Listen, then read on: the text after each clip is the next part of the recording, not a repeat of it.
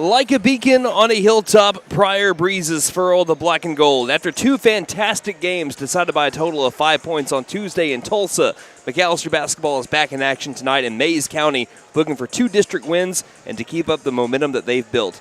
Can they do it? We're about to find out. Hello and welcome to the Burdick Center in Pryor, Oklahoma. I'm your voice of the Buffaloes, Brandon Green, alongside Nate Brown, and you're tuned into the Buffalo pregame show here on KNED, 1150 AM, 98.3 FM on the KNED app, as well as at McAllisterRadio.com on the KNED tab. Video streaming on the McAllister Radio YouTube channel. Tonight, as it is Pryor's homecoming, we have the Pryor Tigers and your McAllister Buffaloes. Partner, it's going to be kind of weird calling the boys first here. Yeah, it is. I'm excited to see the boys play first, and should be a great game here tonight.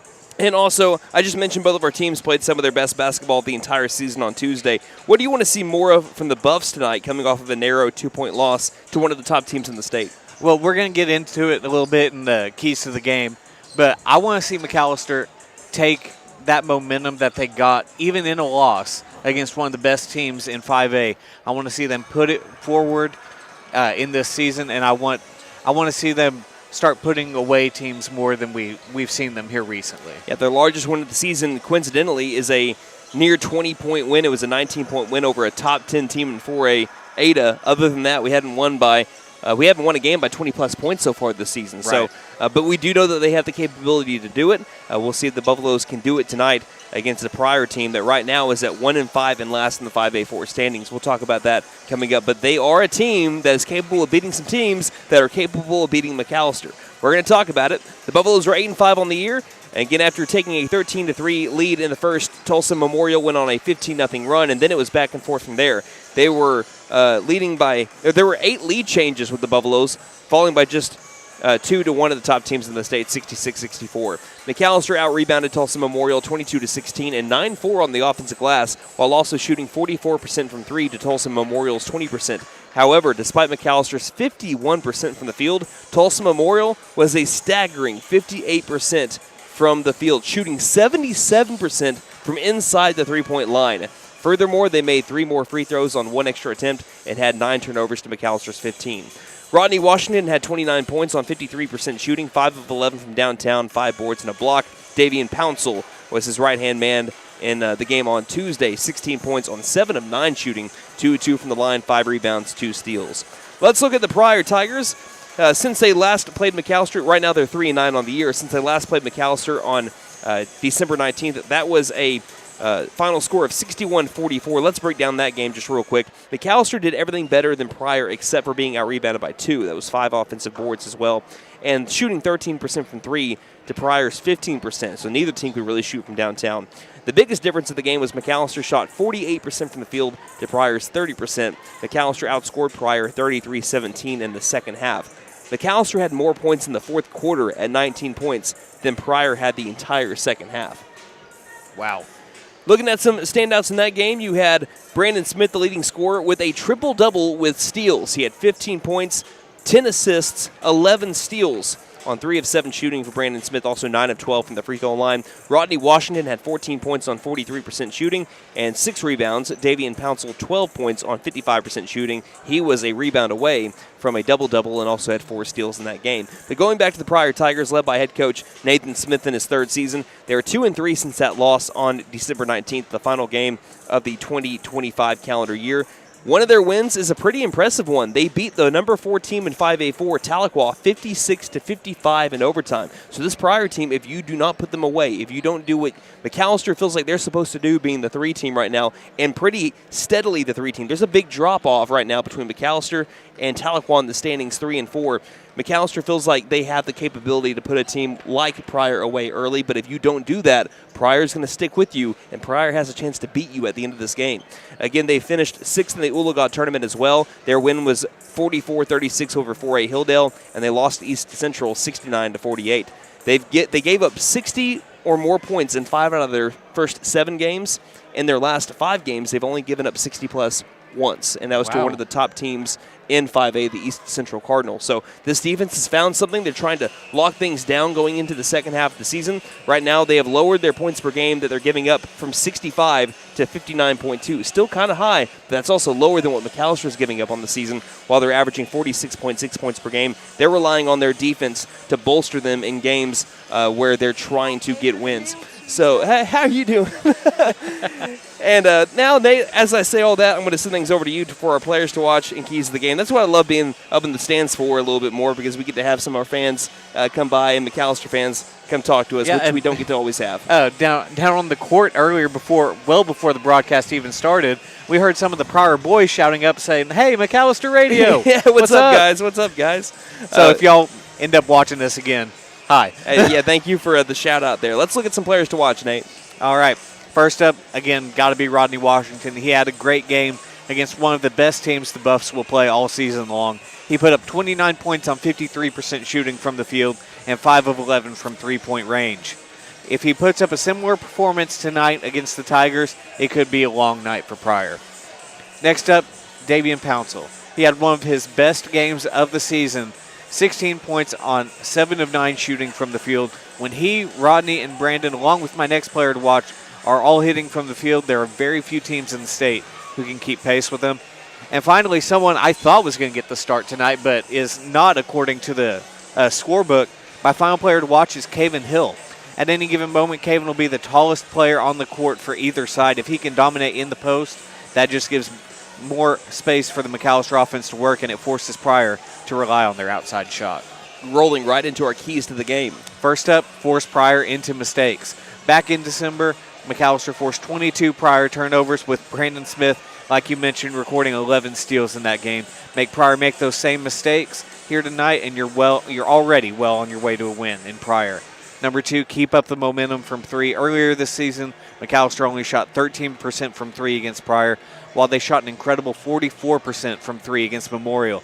If you can keep the momentum going from the Memorial game, you're going to make it very tough for Pryor tonight. And finally, keep the competitive mentality. McAllister's coming off a highly competitive game against one of the best teams in the state. Pryor may be last in the district standings, but like you were saying, you cannot take them lightly. They were able to keep this competitive the entire night back at the MAC. If you play even 80% of the way you played against Tulsa Memorial on Tuesday, you're likely heading back to McAlester 5-2 in district play. Yes, and we will look at the 5A 4 district standings. East Central at 1 at 6-0 plus 83. Memorial at 2nd, 6-0 plus 77. McAlester 3rd at 4-2 plus 32. The difference in points is a good 47 points difference between McAlester and Tahlequah at 3 and 4. Tahlequah's at 4th at 2 and 3 minus 15. Claremore 5th at 2 and 3 minus 19. Durant 1 and 5 minus 37. Glenpool 1 and 5 minus 55 at 7th. And Pryor at 1 and 5 minus 66. We will take a 30-second break. Again, this is Brandon Green alongside Nate Brown, bringing you Friday Night Lights underneath the Burdick Center, inside the Burdick Center here in Pryor, Oklahoma. We'll be back in 30 seconds and have our national anthem followed by our starting lineups here on KNED. At Vigorous Power Sports, we ride what we sell, so we know what works. U-Force U10 XL Pro Highland, sealed cab with HVAC, ride sync, and a power dump box. Year-round ready C-Force 950 Sport, V-Twin Muscle Sport Suspension, carves hard, lands soft. C-Force 1000 Overland, top tier fit finish and firepower in a quad. Count on us for parts and service long after the sale. CF Moto, experience more. Vigorous Power Sports, 1904 South Main, 918-423-3306. Motorcycles and off-road vehicles can be dangerous to operate. Review all safety information before operating. Wear your safety gear. Never operate a CF Moto vehicle under the influence. Visit cfmotousa.com for complete training and safety guidelines.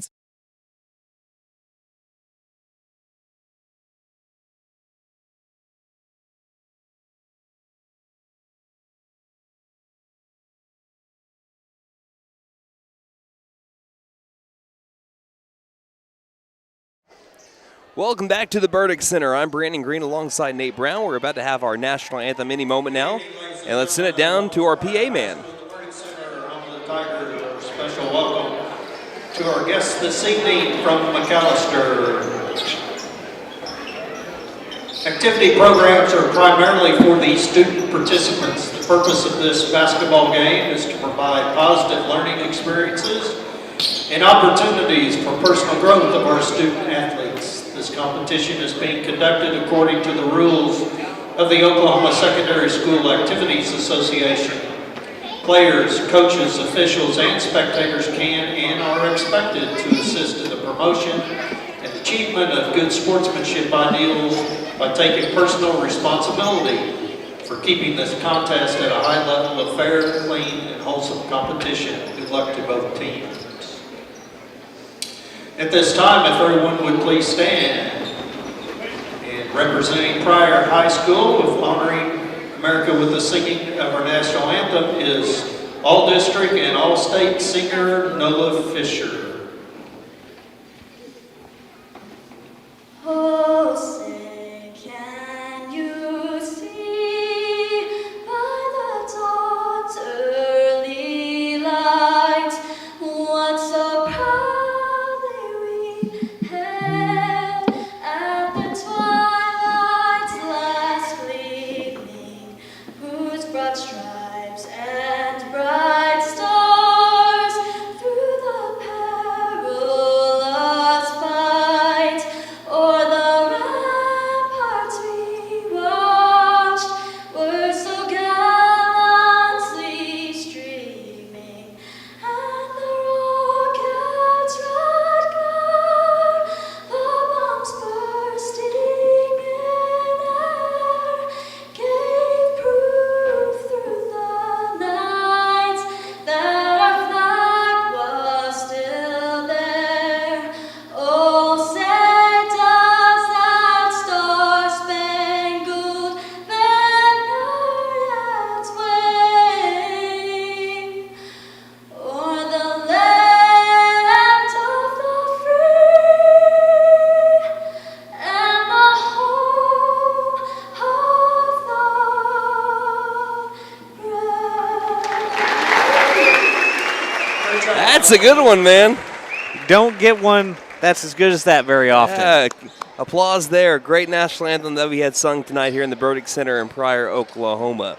Again, Brandon Green alongside Nate Brown. We have our starting lineups now for both the Pryor Tigers and the McAlester Buffaloes. Again, boys first here as it was homecoming earlier today. And let's start off with the Pryor Tigers, the home team. They are wearing their home white uniforms with the blue numerals on the front and back and the blue accents, led by head coach Nathan Smith in his third season, 3-9 on the season. Right now, 8th in 5A4 at 1-5 minus 66. Your starters are number 2, 5'10" sophomore Dax Thompson. Number 5, 5'10" sophomore Khalil Spurrier. Number 10, 6'2" senior Gavin Roberts. Number 21, 6' tall senior Jackson Mavers. And number 22, 6'2" sophomore Brett Wigington. For the McAlester Buffaloes, 8-5 on the season, led by first-year head coach Lou Dawkins. For those on radio, wearing their road black-on-black uniforms with the gold numerals on the front and back, and McAlester in gold across the chest with the gold accents as well. You have number 2, junior point guard Brandon Smith standing at 6'1". Sophomore guard standing at 6'2", Rodney Washington, number 3. Junior guard / forward, 6'3", Davian Pouncil, number 5. Freshman forward, number 11, standing at 6'2", Jacoby Boyd. And freshman center, standing at 6'4", number 32, Jasper Meat. Your starting 5 for tonight for the McAlester Buffaloes. 2 freshmen in the starting 5 for McAlester tonight. They go along with a sophomore and 2 juniors. McAlester Buffaloes are currently 3rd in 5A4 at 4-2 plus 32 in the district standings. Nate, any final thoughts before we get started tonight?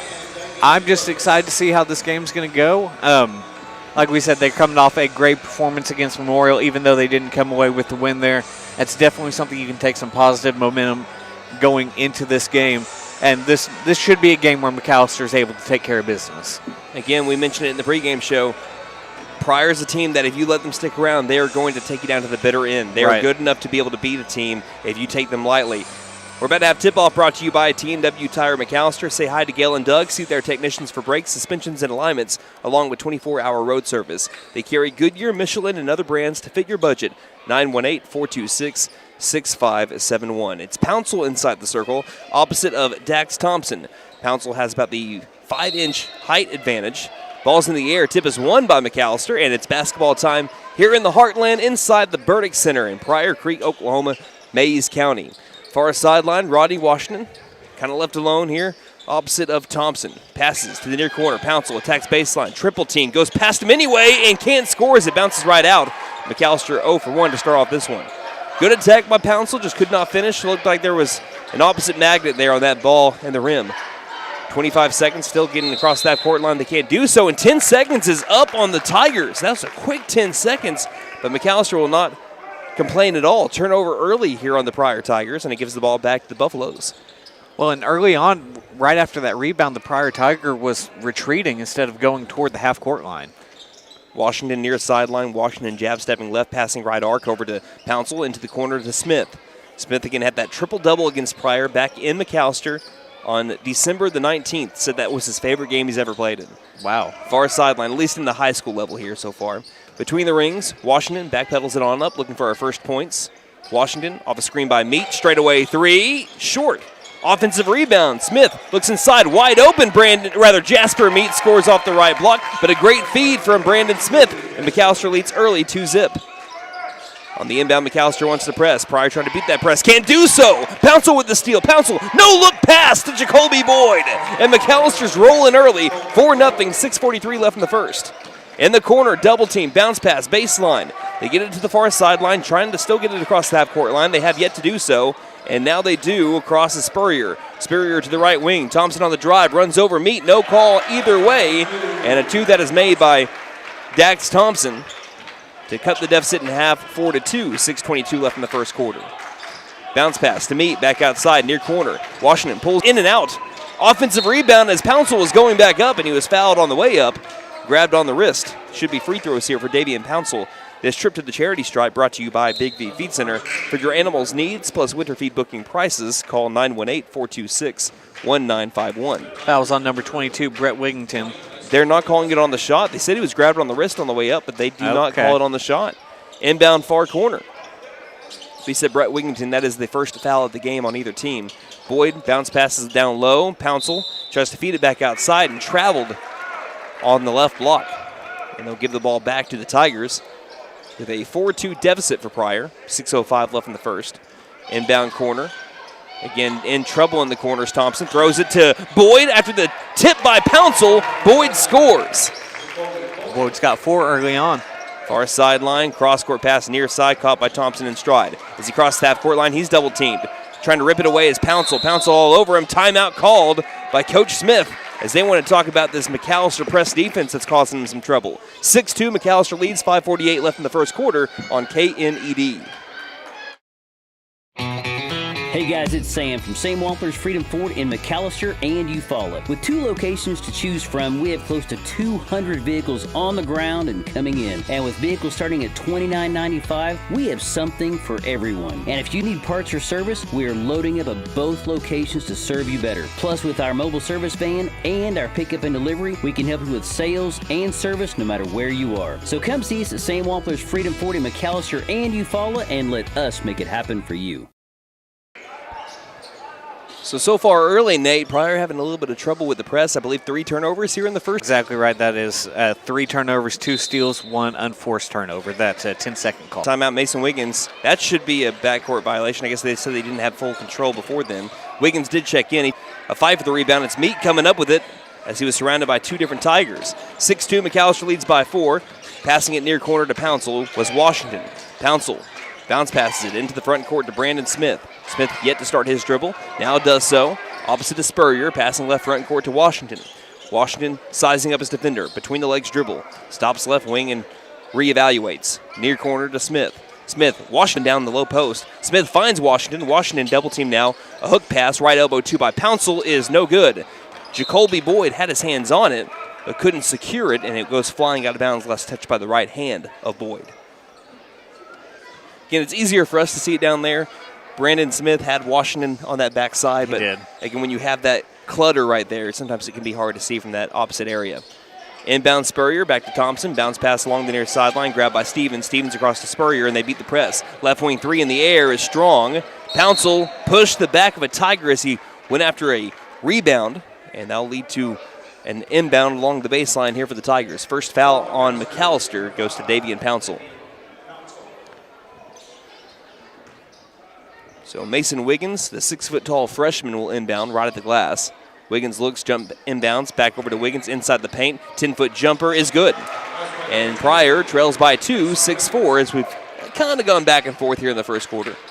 McAlester scored the first 4 points, and that's why you haven't been tied since 0-0. Far sideline, Smith accelerates to the baseline, walking the baseline, lobbing it to Boyd. Quick swing over to Washington near the half-court line. This will be a backcourt violation. And Coach Dawkins, I think over on this right side, is trying to tell his offense, slow down. Yeah, I mean, you had multiple open looks there. Just find your open shot and take it. Mason Wiggins will inbound in front of the McAlester bench. Tigers trailing by 2, 6-4. And inbound to that's Stevens. Stevens bounce passes it back to Wiggins. Wiggins dribbles right, guarded by fellow freshman Boyd. Back out into the front court to Stevens, who gives to Spurrier, as now they're playing four-corner offense. That's something that Durant really likes to do as well. McAllister's seen this a whole bunch. Pass top of the key. Back outside to Spurrier. They spread out the entirety of the defense, trying to get more matchups that they might like.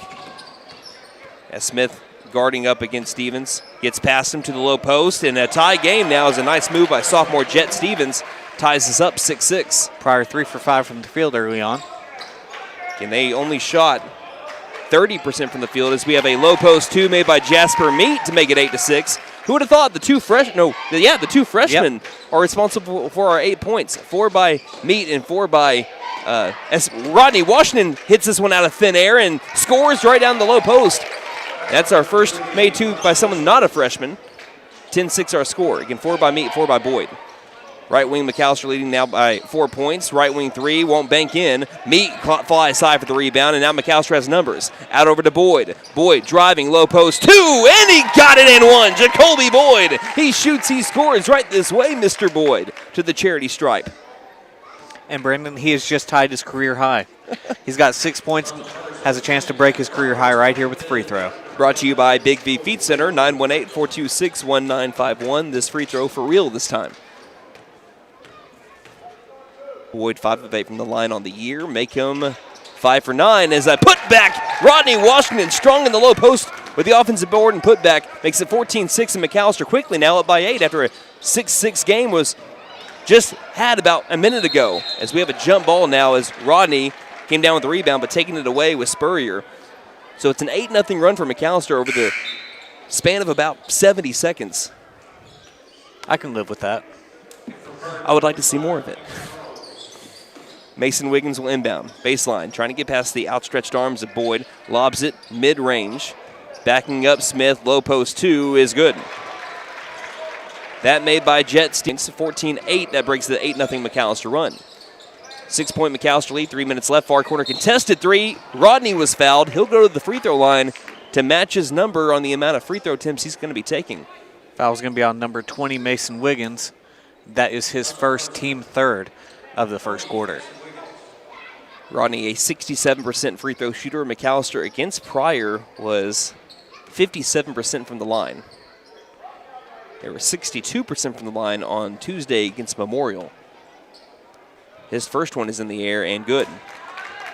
Washington was 4 of 7 from the line against the Chargers, 2 of 5 from the line against Pryor back on December 19th. Part of a 14-point effort. His second free throw is good. And we haven't got caught up on the scoreboard. It should be 16-8. Yes. They missed that they first are free behind. throw. Score should be 16-8. I'm not changing my my score. Keep yours on there. Third free throw. He got all 3 of them. Got him at 16-8. Should be 17-8. Far corner. Setting up for 3 is Stevens. Stevens can't get it. Rodney's got the rebound. Rodney down the floor. 3-on-2. Lobbing. Far corner. Smith spot up 3 from the corner. No good. Jasper Meat can't handle the board, but instead it's Smith straight away. Looking inside for Pouncil. Pouncil blocked shot down low. Pouncil thought he was fouled. Throwing ahead. Finding it is Wiggins, who could not find it, couldn't handle it along that near corner, and it goes sailing out of bounds. Scoreboard still shows 16-8. It is 17-8 unless we missed a lane violation, but I don't believe we did. If we did, someone text me and let me know, because I was looking down at my sheet. Left wing 3 by Washington is money! 20-8, the McAlester Buffaloes lead with 2:24 left in the first. And he's in double digits now. He's got 10 in the first quarter. Looking ahead, trying to beat the press down low, over Meat. Charge call! Jasper Meat takes the punishment and says, I'll take the ball. What a great first quarter by Jasper Meat. bringing the foul on Cameron Earls, the junior.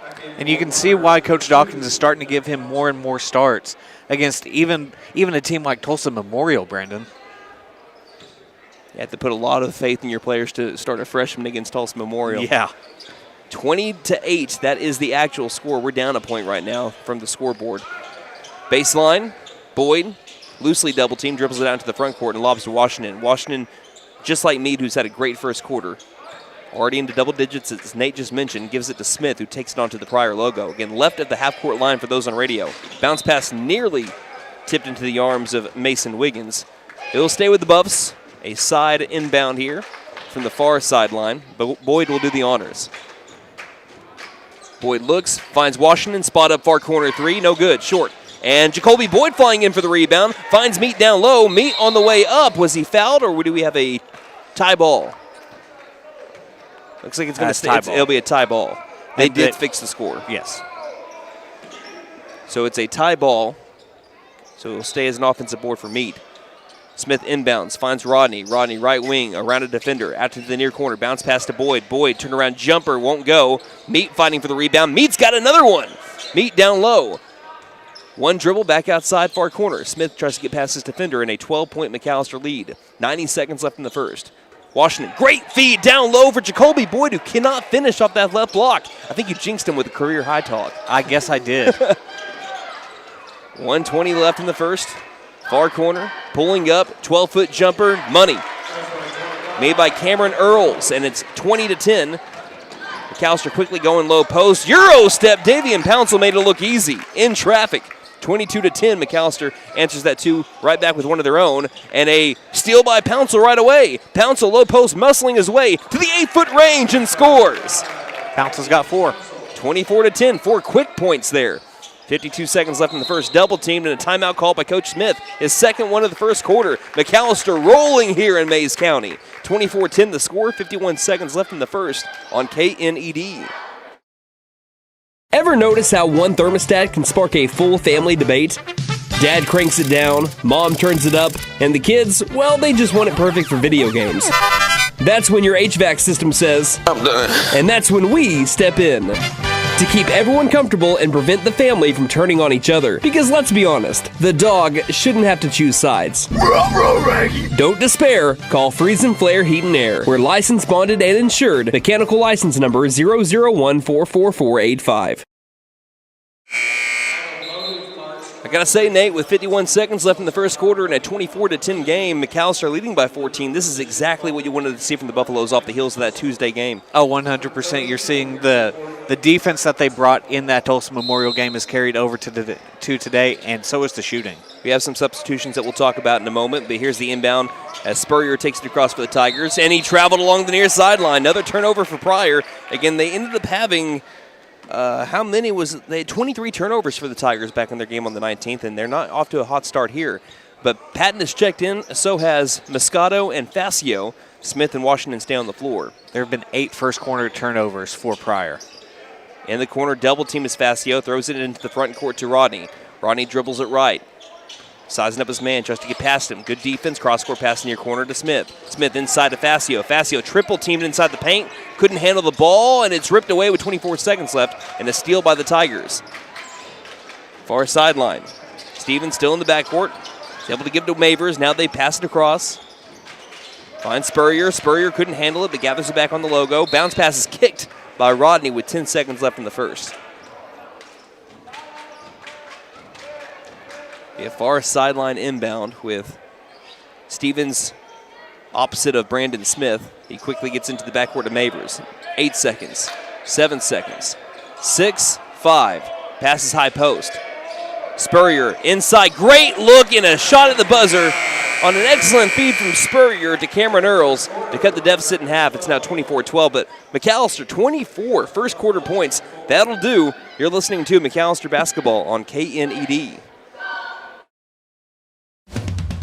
Let's suppose you had a traffic accident. What do you do next? Yes, calling 911 might be a good idea. You'll also want to call your insurance agent. You know all that, but who would you call for repairs? Making that decision in advance is always wise. Ask friends and acquaintances. The name Buck Wilson is sure to come up time and again. They have the expertise, the equipment, and use only the best replacement parts. Buck Wilson Frame and Body Shop, 103 East Oklahoma in McAlester. McAlester Direct Primary Care offers 24/7 access to your provider, deeply discounted rates on labs and imaging, more time with your provider, same day or next day appointments, and even home visits for a flat monthly membership fee. We now offer hormone replacement therapy and DOT physicals in addition to our other services. We are excited to announce that we have opened a new location in Longtown, and we are accepting new patients. McAlester Direct Primary Care at 6th and Carl Albert, or give us a call at 918-233-6522.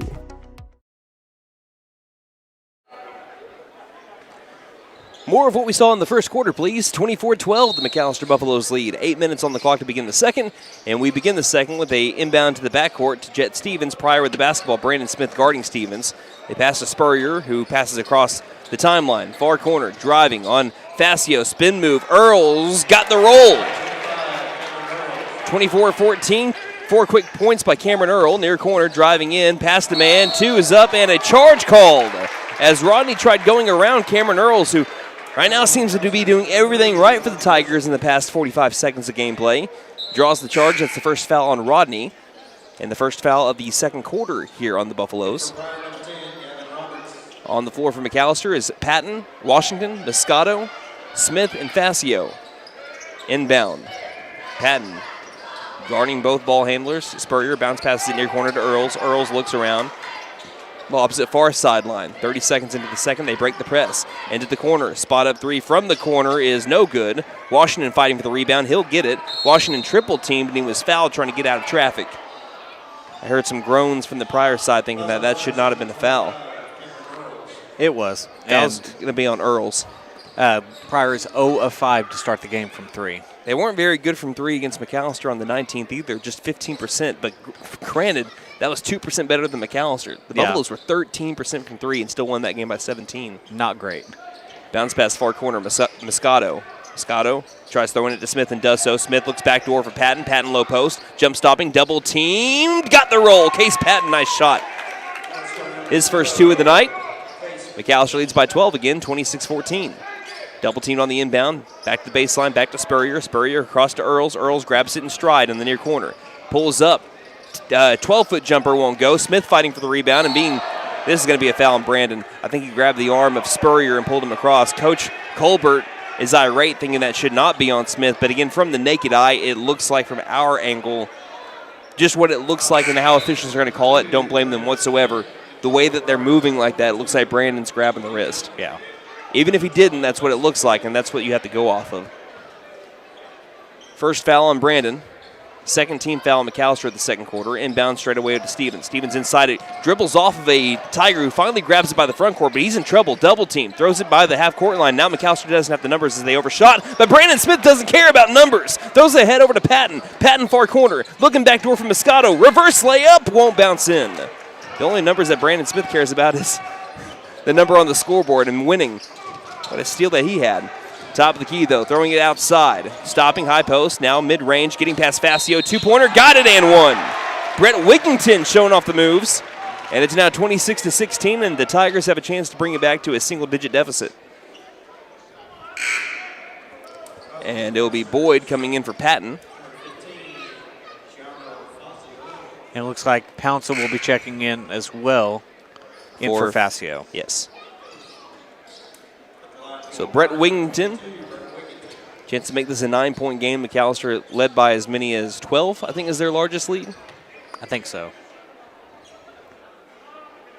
Free throw is no good, and it's still a 10-point game, 26-16. Immediately off the bench, Pouncil with the board. Passes it left side, back to Pouncil inside the perimeter. Drives inside, takes a bump, doesn't care, scores anyway. Probably should have been an N1, but he'll take the bucket anyway. Up to 6 points for Davian Pouncil. Moscato knocks one loose, and Pouncil gets the steal because of it.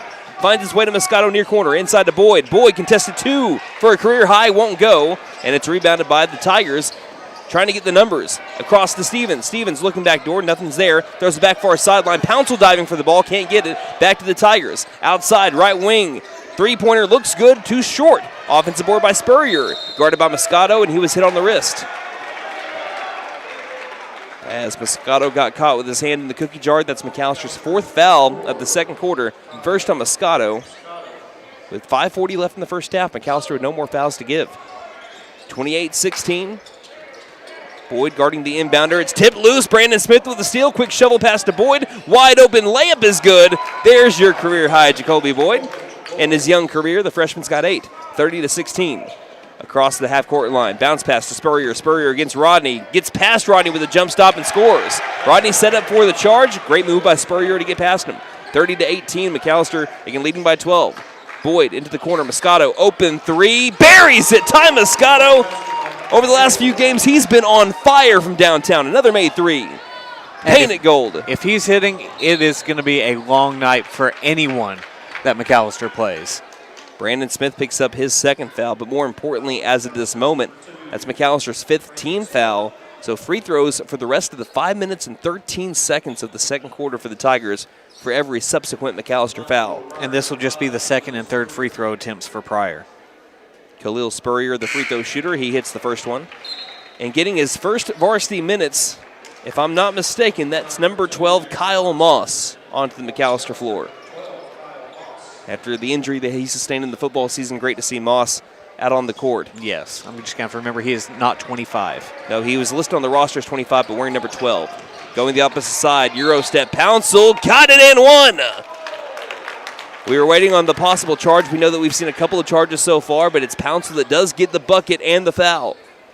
This trip to the free throw line brought to you by Big V Feed Center. For your animals' needs, plus winter feed booking prices, call 918-426-1951. Fouls on number 22, Brett Wigington, his 2nd, team 2nd. Pouncil hits the free throw, and it's a 36 rather, the 20 game. They didn't put any of the points on the board yet. They just put one free throw, and that's all they got so far. Pass inside, and look at Kyle Moss with the steal and the layup. Welcome to varsity play, Kyle Moss, right off the bench. Right wing, inside, travel first. I would say this, Kyle Moss knows all about varsity play. He was McAllister's varsity place kicker for the longest time. And a technical foul on the Tigers. It's going to be on the head coach, Nathan Smith, and one official just had enough.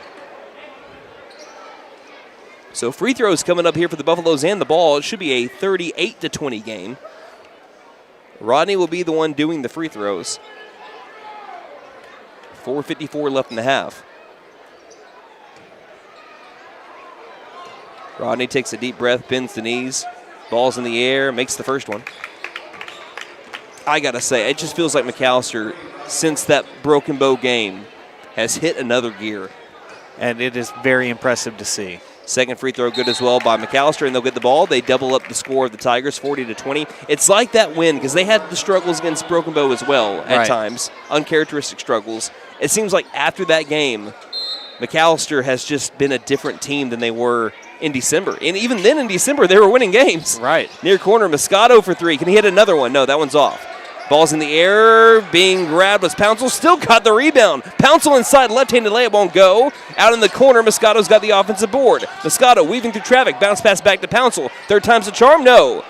That shot's missed as well. Pouncil fighting for the rebound. It finds its way to the Tigers. And Moss got the steal. Read it like a book, but then the Tigers get it right back. 4:26 left in the half. Driving, laying it in. 2-pointer is good as they ended up getting the numbers in transition. Dax Thompson with the 2. Rodney quickly dribbles to the left wing. Step backs to the near corner. Shovel pass left wing around the arc. Right wing 3 by Boyd. Too strong. And McAllister struggling from 3 on their last few attempts. 40-22. McAllister leading by 18 though. Still doing plenty well. And there could have been a push-off. And McAllister thinks that it is a push-off, but it's not. It's on Jacoby Boyd. Free throws coming up here for the Tigers. I thought there was an elbow extended on Kyle Moss in front of the McAllister bench. I did too. Looks like Jasper Meats getting ready to check in. We'll see who he's going to check in for. See, I thought there was a foul before the contact that Boyd made. That is a foul by Boyd, as the first free throw was made by Gavin Roberts. But I, again, thought there was an offensive foul before that contact by Boyd. Meat checking in for Rodney. So Rodney getting his first break of the day. with 4:04 left in the half and a 17-point McAlester lead.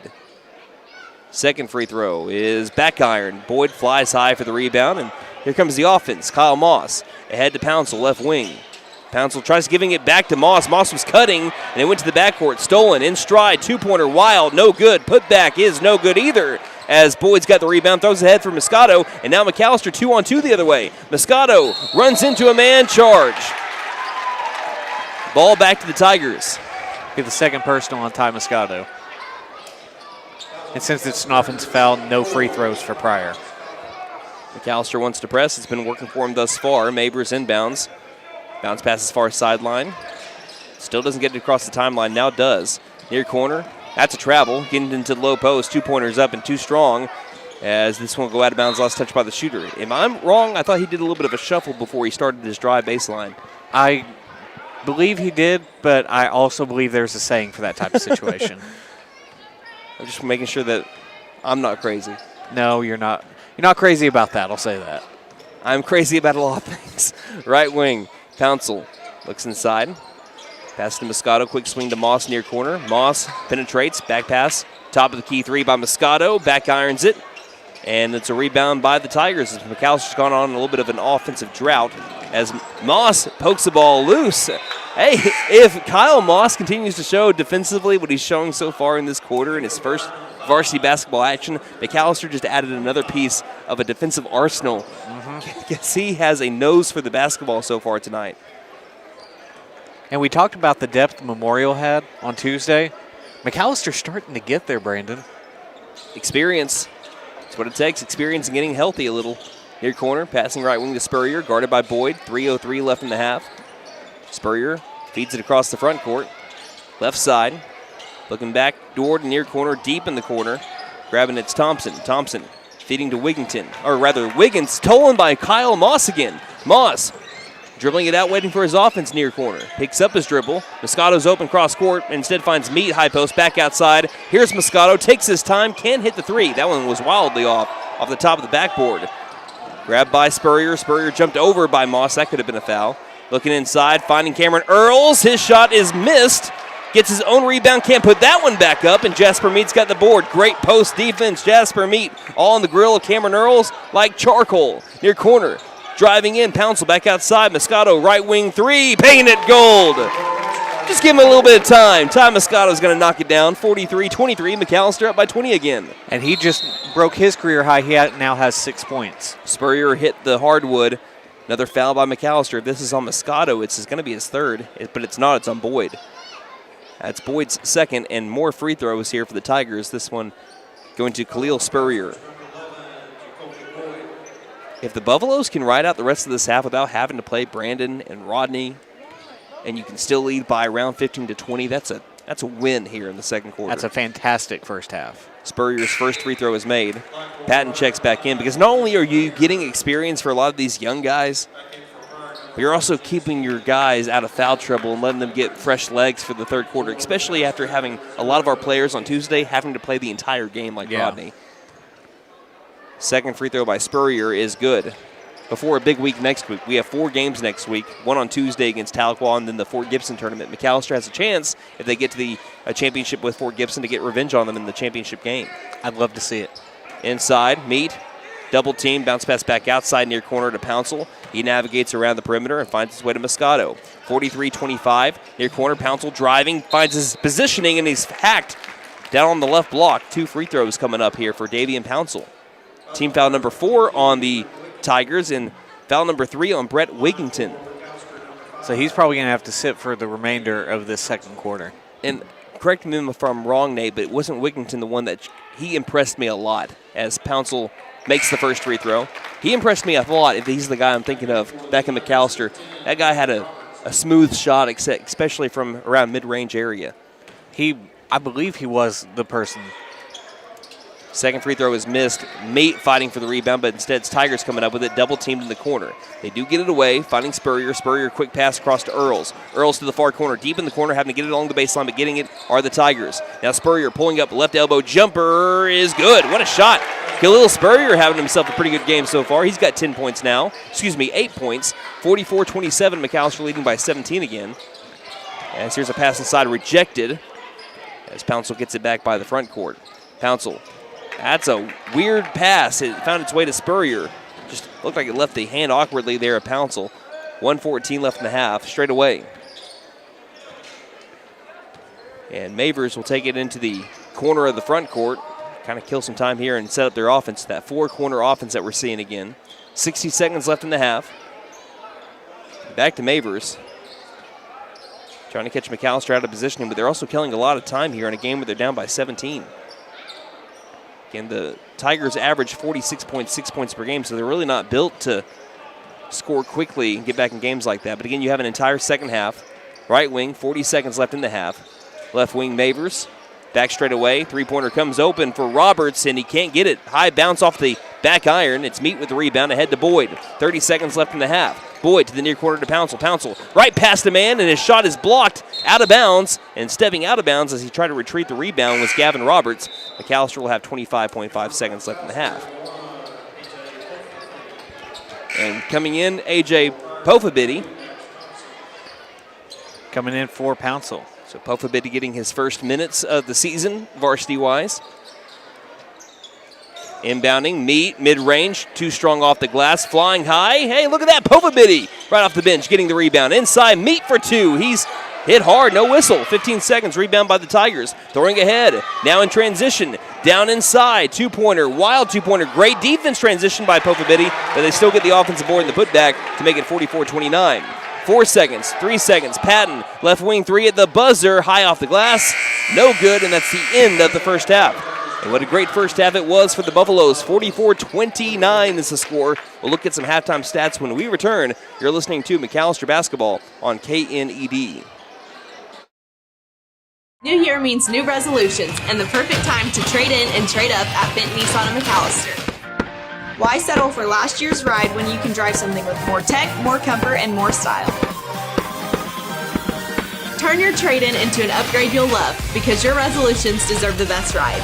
Fulfill your new year with a resolution you'll keep, a new Nissan from Benton Nissan of McAlester. And don't forget to tell them Maddie sent ya. Benton Nissan is your best deal dealer. Shop us online now at bentonnissan.com. Since 1952, W.E. Alford Propane has been your source for propane and petroleum products, both residential and commercial. W.E. Alford Propane serves eastern and southeastern Oklahoma with locations in the Eufaula area, McAlester, Shakota, Wilburton, Hartshorn, and Muskogee, just to name a few. If you need propane or petroleum products, there's only one number to call, 918-423-3121. Call today. W.E. Alford Propane, serving the area for 70 years. Game day is more than just sports. It's about community. That's why the Bank NA is proud to support our hometown team. Just like our athletes, we're rooted right here, working hard for every win. When you bank local with the Bank NA, your money stays local, fueling small businesses, helping families buy homes, and building a stronger community. So whether it's on the court, the field, or in your financial future, we're in this together. The Bank NA. Strong, secure, and ready to loan. Member FDIC, Equal Housing Lender. Stipe Law Firm, your first call when the unthinkable strikes for over 80 years. We focus on wrongful death, personal injury, truck and oil field accidents, insurance bad faith, probate, end-of-life preparation, and Social Security disability claims. We are here to advocate for you in all of your legal needs. We are a full-service law firm with over a century of experience representing Oklahomans across the state, professionally and discreetly. We win our cases in courtrooms, not on social media. Call today, 918-423-0421, or go online to stipelaw.com.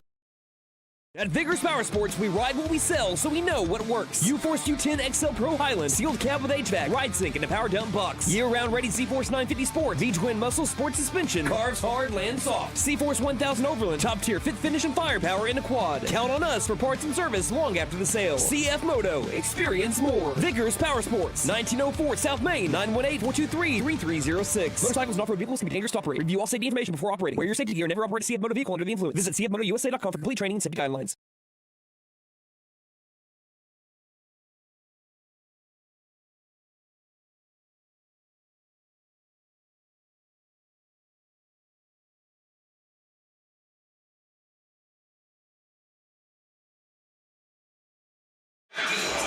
Well, playing first has not messed up McAlester whatsoever. 44-29, the McAlester Buffaloes lead by 15.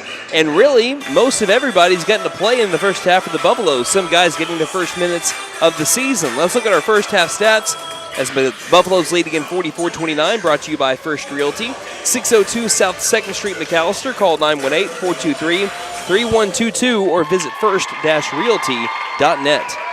For more than 50 years, First Realty has helped the residents of McAlester and the surrounding area with their real estate needs, whether residential or commercial. First Realty will guide you through the process of buying or selling your home or business. You can view our property inventory online at first-realty.net. We update our listings daily. And don't forget, if you're into pickleball, the Pickle Palace is open. If you have questions, give us a call at 918-423-3122. All right, Nate, take it away. All right, Rodney Washington was your leading scorer in the first half. He had 12 points on 3 of 6 shooting from the field. He did have 3 rebounds, 1 offensive, 2 defensive, along with a steal. Next up, Davian Pouncil, also in double digits, has 10 points today, along with 4 rebounds, 2 offensive, 2 defensive, and 2 steals. After that, Jacoby Boyd, new career high with 6 points on 4 of 8 shooting from the field, 2 rebounds, and 1 steal. Next up, Ty Moscato, also new career high in the first half, 6 points. He also had 1 offensive rebound and a steal. After that, Jasper Meat had 4 points in the first half, along with 5 rebounds, 1 offensive, 4 defensive. Then let's see, Case Patton had 2 points. Kyle Moss had 2 points and 3 steals. He had 3 steals in the first half. That's a pretty good debut, isn't it? Not bad. There have definitely been worse debuts, I'll say that. After that, Brandon Smith has 2 offensive rebounds and 2 steals. Then was it AJ? Yes. He has 1 offensive rebound, and that will do it for individual scoring. Moving on to team stats now. McAlester, 46% from the field, 17 of 37. Pryor, not too far behind, 12 of 27, good for 44%. McAlester, 3 of 10 from three-point range. Pryor yet to make one from deep, 0 of 7. McAlester, 7 of 9 from the free throw line, 78%. Pryor, 5 of 7, 71%. McAlester out-rebounding Pryor 18 to 16, so not dominance, but McAlester with 9 offensive rebounds in the first half. You'll definitely take that. McAlester has forced 15 Pryor turnovers in the first half. McAlester just 8 turnovers in the first half, along with 2 Pryor blocks. Okay, so as we look at the second half, other than maybe you don't want to give up 29 in the first half, but again, you got to play some guys that haven't played varsity minutes before, but what would you change, if anything, in the second half to right out of here improving to 9-5, and what it would be 5-2 in district play? I mean, I know Pryor's already up to 29 points in the first half, but I'm not complaining about that defense. They were putting a lot of pressure on Pryor, and they were making the mistakes. So I say just continue putting that pressure on, and right now you're well on pace to outscore them. Your offense has looked at 95% of the time it has had a very good flow. It does get bogged down, but every offense does.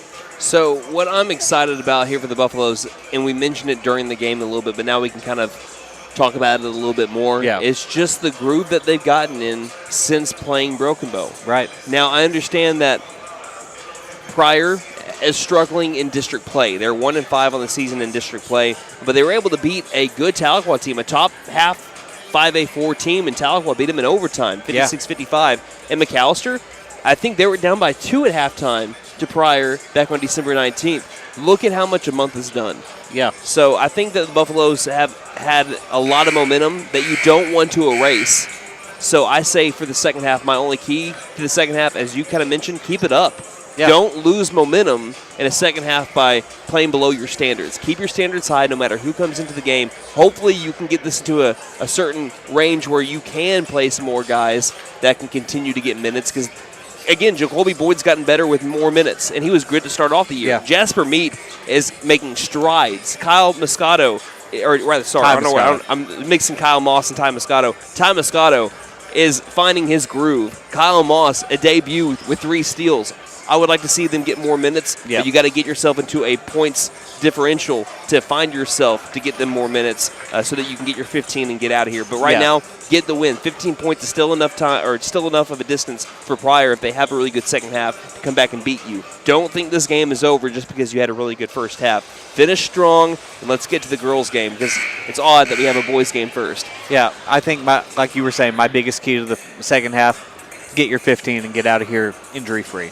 Again, this game brought to you by Sam Wampler's Freedom Ford, Freeze and Flare Heat and Air LLC, Buck Wilson Frame and Body Shop, McAlester Direct Primary Care, Fitton Nissan McAlester, WE Offer Propane, D-Bank and A, Stipe Law Firm, and Vigorous Power Sports. Brandon Green alongside Nate Brown. Second half action here between the Buffaloes and the Tigers of Pryor in Mays County coming up in 90 seconds on KNED. Hey guys, it's Sam from Sam Wampler's Freedom Ford in McAlester and Eufaula. With 2 locations to choose from, we have close to 200 vehicles on the ground and coming in. And with vehicles starting at $29.95, we have something for everyone. And if you need parts or service, we are loading up at both locations to serve you better. Plus, with our mobile service van and our pickup and delivery, we can help you with sales and service no matter where you are. So come see us at Sam Wampler's Freedom Ford in McAlester and Eufaula and let us make it happen for you. Ever notice how one thermostat can spark a full family debate? Dad cranks it down, mom turns it up, and the kids, well, they just want it perfect for video games. That's when your HVAC system says, I'm done. And that's when we step in to keep everyone comfortable and prevent the family from turning on each other. Because let's be honest, the dog shouldn't have to choose sides. Don't despair. Call Freeze and Flare Heat and Air. We're licensed, bonded, and insured. Mechanical license number 0014445. Let's suppose you had a traffic accident. What do you do next? Yes, calling 911 might be a good idea. You'll also want to call your insurance agent. You know all that, but who would you call for repairs? Making that decision in advance is always wise. Ask friends and acquaintances. The name Buck Wilson is sure to come up time and again. They have the expertise, the equipment, and use only the best replacement parts. Buck Wilson Frame and Body Shop, 103 East Oklahoma in McAlester.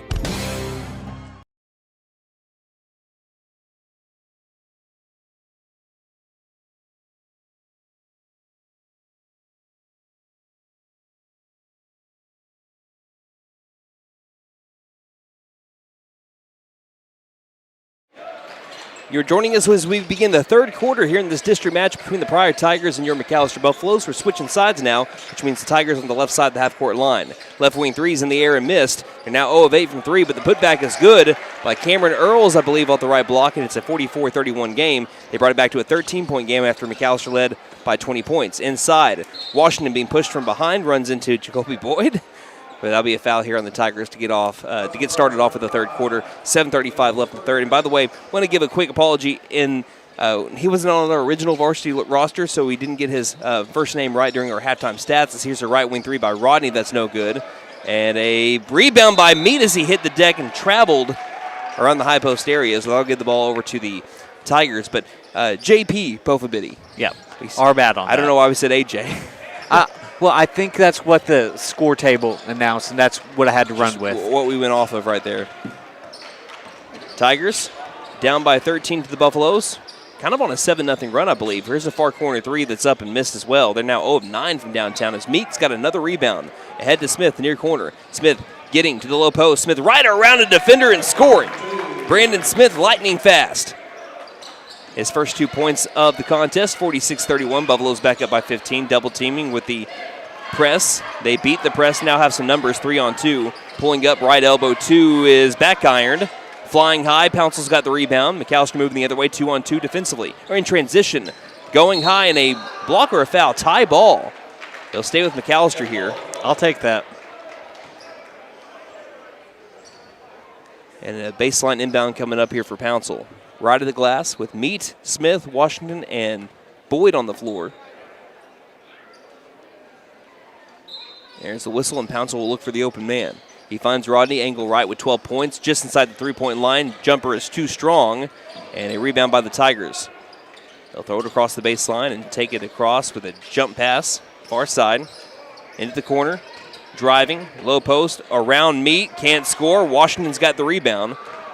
Washington 5-on-4 the other way. Washington bobbing, weaving, near corner. Smith open, corner three, painted gold. Brandon Smith with 5 points right out of the gate here in the third quarter. 49-31. 6:17 left in the third. Earls in the front court gives to a trailing Mavers. Mavers back outside, right wing, top of the key.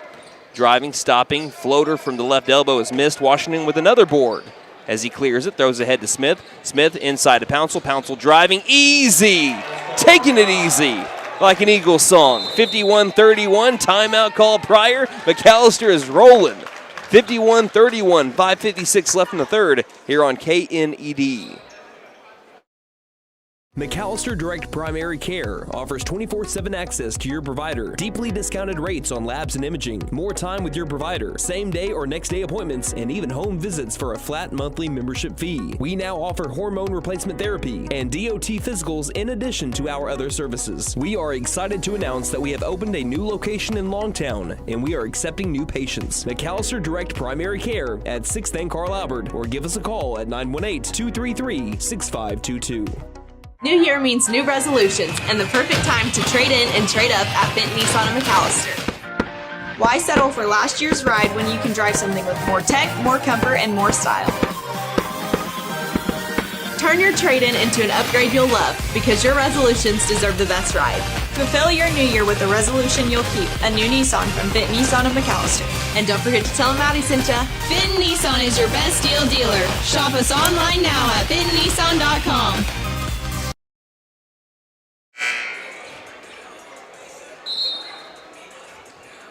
You know, I think I might have just photobombed somebody's selfie down there. 5:56 left in the third quarter. The McAlester Buffaloes are leading 51-31. And after giving up the first 2 points of the third quarter, they've gone on to score the next 7. So right wing, Pryor's got the basketball. 5:50 left in the third quarter. Left front court with the ball, Mavers. Mavers back to Spurrier. Again, running that 4-corner offense. Each corner of the half-court line to the baseline. Trying to get Brandon out of positioning, trying to get any Buffalo out of positioning. Dribbling top of the key, back outside over to Spurrier. Spurrier high post, turnaround right elbow jumper is too strong, and it's a rebound officially by Rodney. Near corner to Smith, inside to Boyd. Boyd right underneath the basket, feeds to a trailing Jasper Meat. Make me a sandwich, Jasper, 53-31. And Jasper Meat now has a new career high with 6 points. 5:15 left in the third. Low post. Far side, tip pass straight to a Tiger. Now in transition, 3-on-3. Intercepted TNT. Ahead to Boyd, 2-on-2. Boyd, floater, mid-range, too strong. Putback is no good, but being fouled in the process, Davian Pouncil. So he'll get the offensive rebound and 2 free throws here. This trip to the line brought to you by Big V Feed Center. For your animals' needs plus winter feed booking prices, call 918-426-1951. Schuler Pickens getting ready to check in for the first time tonight for the Buffaloes.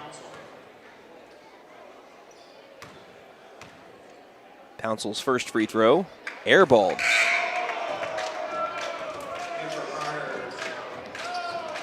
Pickens in for Boyd. Pouncil, a 52% free throw shooter, was 2 of 2 from the line on Tuesday against Tulsa Memorial. And Caven Hill is going to be ready to check in for Davian Pouncil should he make this free throw. Second one is not made, so 0 of 2 from the line there for Pouncil after going 2 of 2 earlier in the game. McAlester still showing pressure in the backcourt. Smith knocks the ball loose. Diving for it is Pouncil. Last touched by a Buffalo. They're going to say, I think Brandon is, they're going to say he touched the ball and a foot was out of bounds. And now Caven Hill does come in for Pouncil. McAlester leading by a game-high 22 points, 53-31. Mavers across the timeline, immediately picked up by Rodney. Double team with him and Brandon. Throws it high post, back outside, far corner. Can the Tigers get one? Yes, they can. That breaks that overstretch that they had from downtown. Dax Thompson hits it. Back to a 19-point game. Rodney, right wing. Backpedals it up, guarded by Mavers. Looks like a 2-1-2 zone. Left wing, Smith. Smith to Hill. Hill swinging it near corner. Pump fake, pull up. Bounce pass, corner three, Brandon, no good. Gets his own rebound inside the perimeter.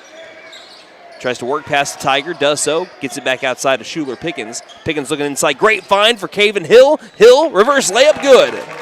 Great find, Schuler Pickens. Caven Hill wide open off that right block. Also, great passing tonight for the Buffaloes Yes. all game long. Ball movement has been incredible. Inside, jump stop, back outside. Mavers for three from the corner. That one's back ironed. Smith's got the rebound ahead to Rodney Washington. They catch up 3-on-2. Rodney guarded well. He has to wait for his offense. Takes it out to the corner.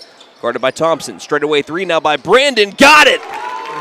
Smith tickles the twine, and it's a 58-34 game as the McAlester Buffaloes hit another three with 3:37 left in the third.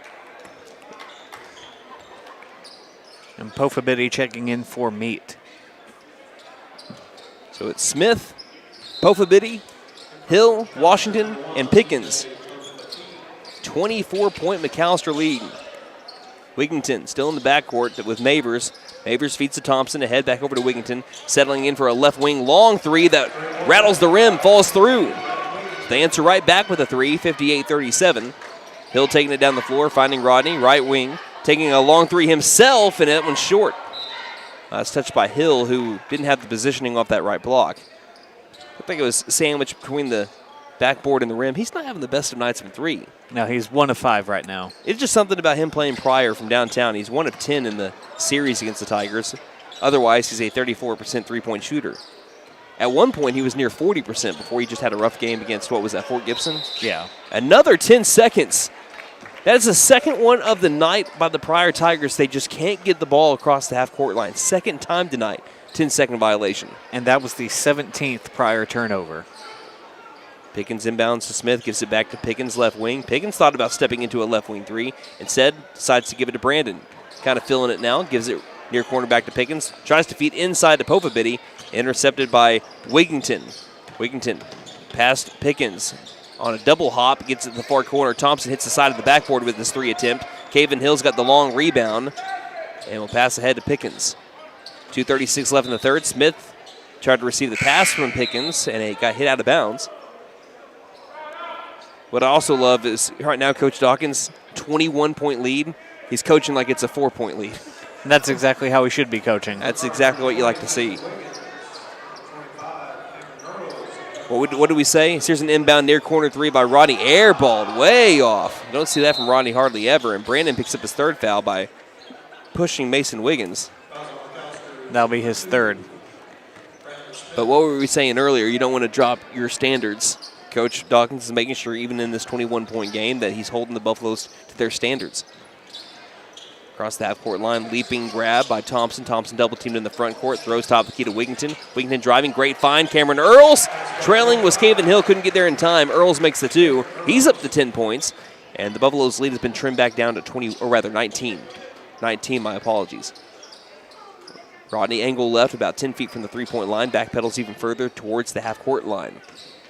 Directing traffic, passes near corner. Smith, deep corner three, paying it cold. Third made three of the game for Mr. Brandon Smith, 61-39. Rodney with the near steal, ball came loose. Brandon trying to pick it back up deep in the corner. They find it to a trailing man inside of Earls. Earls with an easy layup. And it's a 20-point game, 61-41. Buffaloes ahead with about 90 seconds left in the third. I'm telling you, when Brandon hits one, it just seems to domino.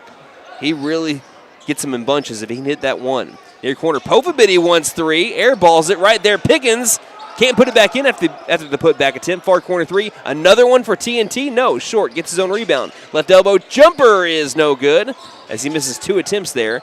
I jinxed him. Sorry, Brandon. 1:13 left in the third. Past Rodney goes, number 5, Spurrier, misses the long two-pointer attempt. Offensive board putback is made by Dax Thompson at 61-43. 60 seconds left here in the third. And Spurrier with the near steal, saved it, throws it to the other baseline. Can it be saved again? It's in the air into the Pryor bench.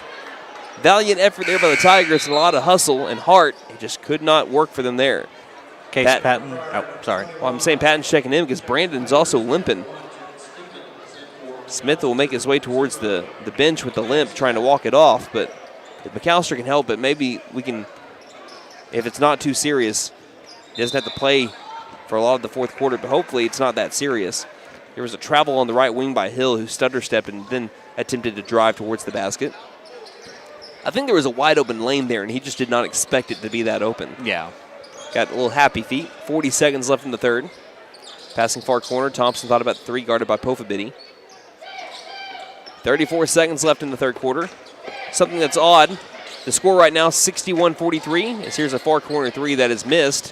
Hill can't get the rebound, high post. The final score in the game back on December 19th was 61-44. Oh, wow. And we're nearly to that score at the end of the third quarter.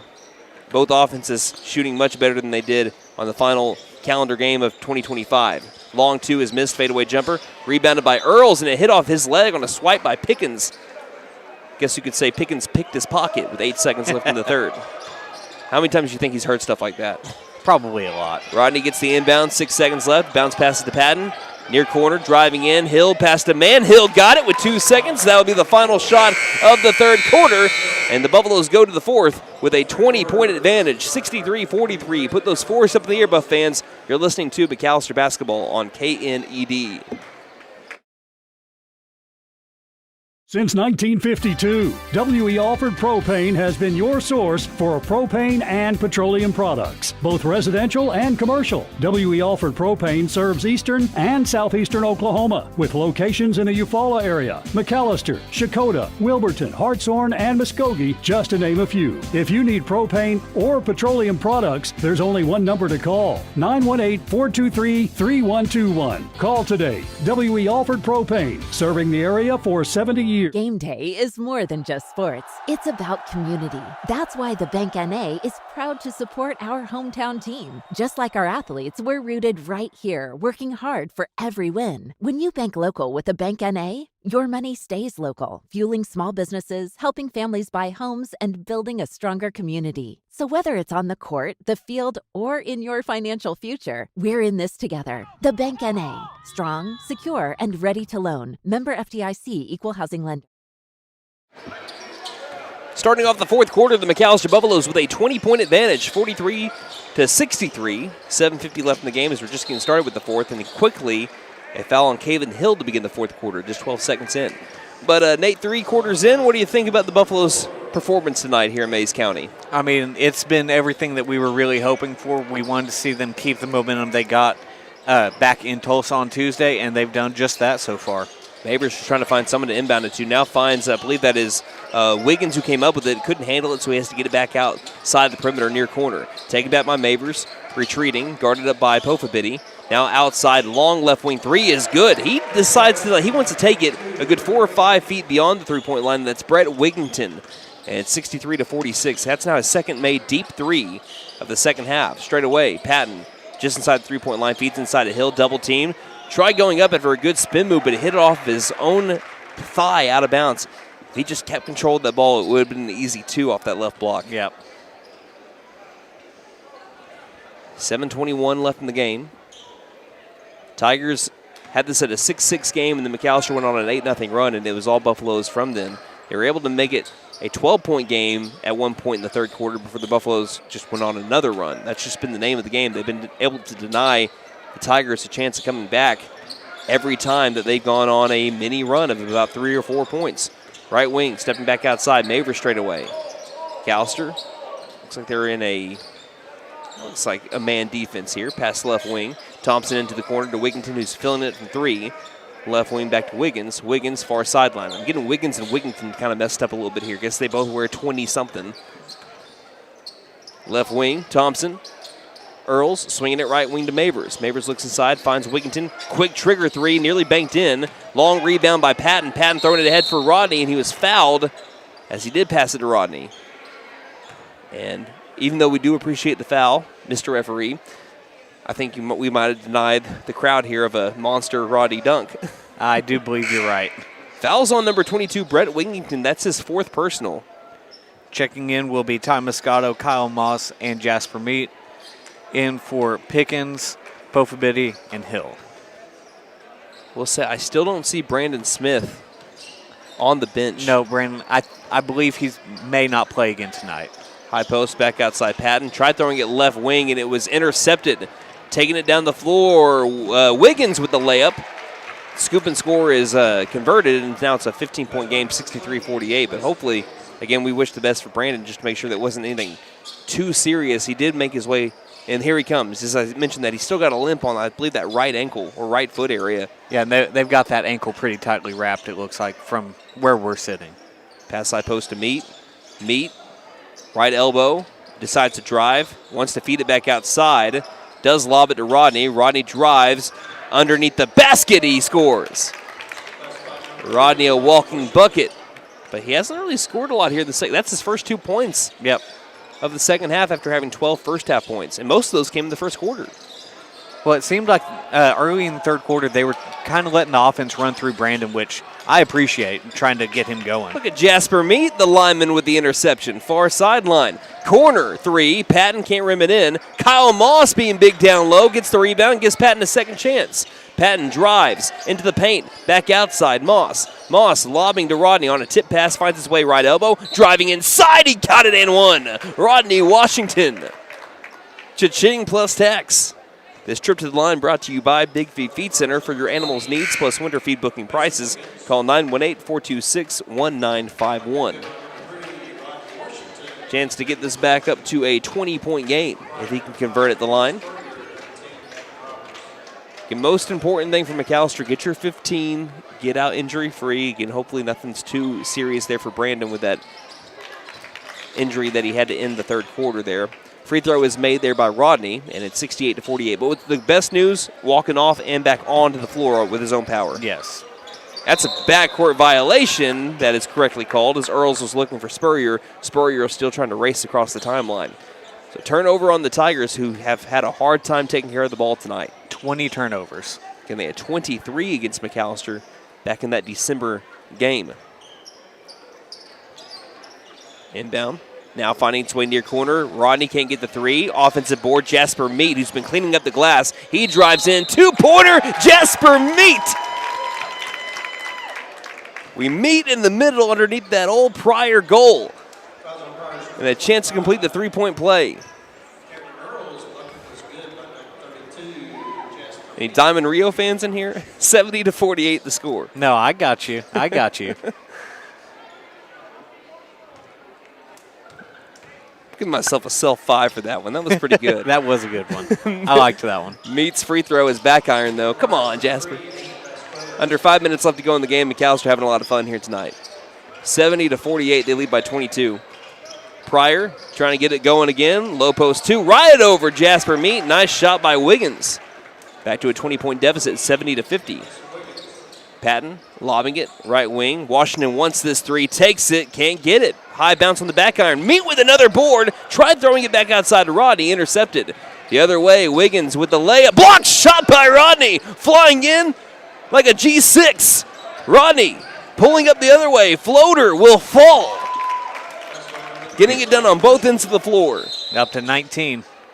And a timeout called by Coach Dawkins.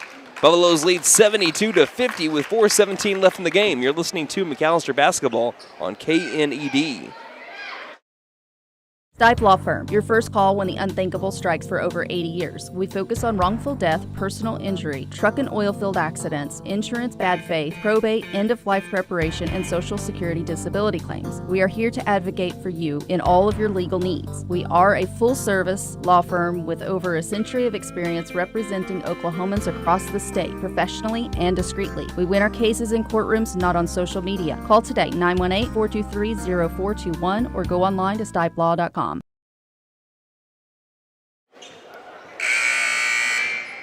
4:17 left in the game. We have some substitutions as Rodney, if McAlester again can keep taking care of business in the final final 4 minutes and 13 seconds here, and with a 22-point lead, that might be it for Rodney for tonight. On the floor, Ty Moscato, Kyle Moss, Case Patton, Caven Hill, and Jasper Meat. Which, how many rebounds does Meat have, by the way? I feel like he has just been cleaning up down low. He's got 9 rebounds today. Far corner three is short. And deep in the corner, last touch by Patton, who tried to clear it. Couldn't do so. Second chance here for the Tigers. He is your team leader in rebounding today.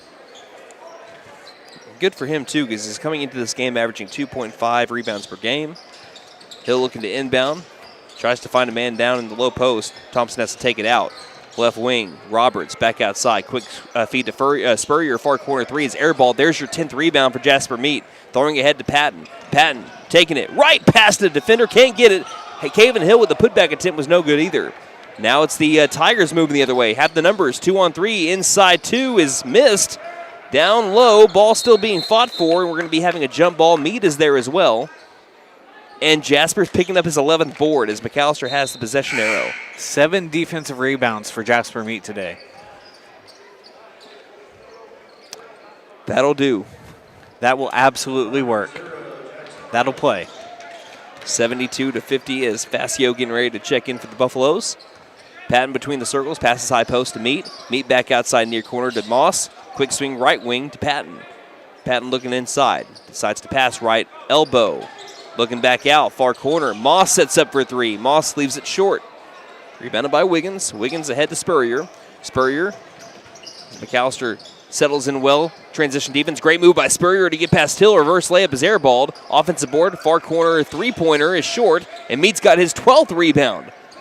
Ahead to Patton. Patton splits defenders inside to Moss. Moss looking for a trailing man. Instead, it's hit off of the man, Dax Thompson, out of bounds. And Facio will check in for the Buffaloes. In for Jasper Meat, and that should be it for him tonight. That's a standing ovation for Jasper Meat. What a game. Fantastic performance for the young man. Had 8 points, 12 rebounds, and a steal. Is he a top 3 scorer? He's not. We might put him in the postgame stats anyway on the tweet. I think we should. What an effort. I'd say, even though he's not in the top 3 scorers, top 2 player of the game tonight for McAlester. Absolutely. Driving in Patton, wild two, somehow falls for Case Patton. And the Buffaloes lead by now a game-high 24 points, 74-50. 2:30 left in the game. Across, Jackson Randleman has the basketball, his first minute today, I believe. Wiggins down into the right corner to Spurrier. Spurrier against Moss, back left wing, against Moscato. Left wing three is strong. Offensive rebound by Randleman. Double teamed, back out left side to Thompson. Thompson left wing, lobs it back into the front court. 2:08 left tonight. And the girls will play after this. Pryor is 3 of 20 from three-point range today. Right wing, fadeaway three. Got a Pryor bounce. As soon as I say that.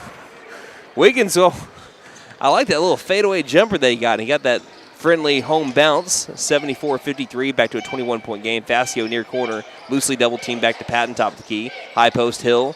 Hill looking outside. No one's there. Now lobs to Moss, far corner. Moss 140 left in the game. Moscato down low. Moscato gets good positioning but can't score. Hill can't get the rebound. Instead, it's hit out to the high post to Wiggins. Wiggins passing ahead. Moss guarding Thompson. Thompson's two is good. 74-55, and now this is where you gotta keep your 15 points. Right now, it's a 19-point lead for McAlester. Bounce pass into the corner, goes into the arms to Coach Dawkins. Like I said, Dawkins, just take that corner three. Yeah. He's done it a time or two, right? Let's see what Oklahoma State saw back in, 94? I think that's right. Pickens in for Hill here. I'm not trying to, again, bring up any old wounds for any Poke fans out there either. Just that's one of the biggest shots, the biggest shot in Tulsa Golden Hurricane history. Right. Far corner, Moss. Moss bounce passes to Facio, takes a contested two that is short. And it's an offensive rebound by Patton as McAlester gets another chance. Patton back out to Facio, left wing, straight away to Moss. Moss quick swing right wing to the baseline. Patton denied access to the paint, has to feed it across the baseline. Facio saves it to Moss. What a play by Facio. Back outside, far corner three in the air. Got it! Gianni Facio hits the tray. Painted gold, 77-55, and he saved that play to make that happen. Great play. He did. If I could give him an assist to himself, I would. Driving and missing the shot. Facio with a quick rebound, and he was fouled with 35 seconds left.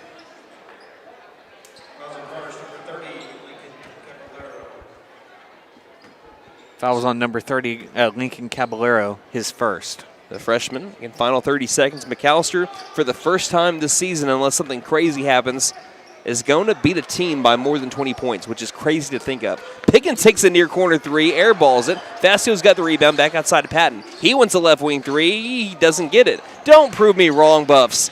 14 seconds left in the game. Keep it at a 20-plus game. Please. Near corner. Here it goes. Three-pointer up in the air is back iron. Not made yet. And that one's nearly tipped in, taken by Facio. 3 seconds. Okay, the jinx didn't work. Oh, Spurrier's down. There's a three-quarter court shot. Right now, concerns on Spurrier as he's making his way towards the bench, but on a heavy limp. And we hope that he's okay. But that's the final score here tonight. The McAlester Buffaloes win 77-55, and a big win for the Buffaloes to improve to 9-5 on the year. And in district play, a total of 5-2 to remain solidly at number 3 in the district. So, ladies and gentlemen, Buffalo fans far and wide, grab that brush and paint that win column black and gold. As the boys take the first game of the night, we're about to go to our encore of the night. It's the McAlester Lady Buffaloes and the Pryor Lady Tigers coming up in just a bit. But let's look at our post-game stats right now, brought to you by McAlester Auto Collision. They are who you want after the event. They'll make your vehicle look great again. Call 918-715-3173. All right, Rodney Washington was your leading scorer in the first half. In today's game, he had 19 points on 6 of 15 shooting. He had 6 rebounds, 1 steal, and a block. Next up, Davian Pouncil had 12 points tonight on 5 of 11 shooting, 6 rebounds, 3 offensive, 3 defensive, and 2 steals. After that, Brandon Smith had 11 points today on 4 of 8 shooting before he had to end up exiting due to what we believe might be an ankle injury. He was walking pretty good during the post-game handshake, so hopefully that's just going to be something that kept him out for the rest of the game there. Right. He had 4 offensive rebounds, 1 defensive for a total of 5. Also had 3 steals. Jasper Meat had 8 points, new career high for the young man on 4 of 6 shooting from the field. He had 12 rebounds, 4 offensive, 8 defensive. He also had a steal as well. Jacoby Boyd, 8 points on 4 of 9 shooting, 2 rebounds, 1 offensive, 1 defensive, and 1 steal. Then Ty Moscato had 6 points today with an offensive rebound and a steal. Case Patton had 4 points today, 2 total rebounds, 1 offensive, 1 defensive.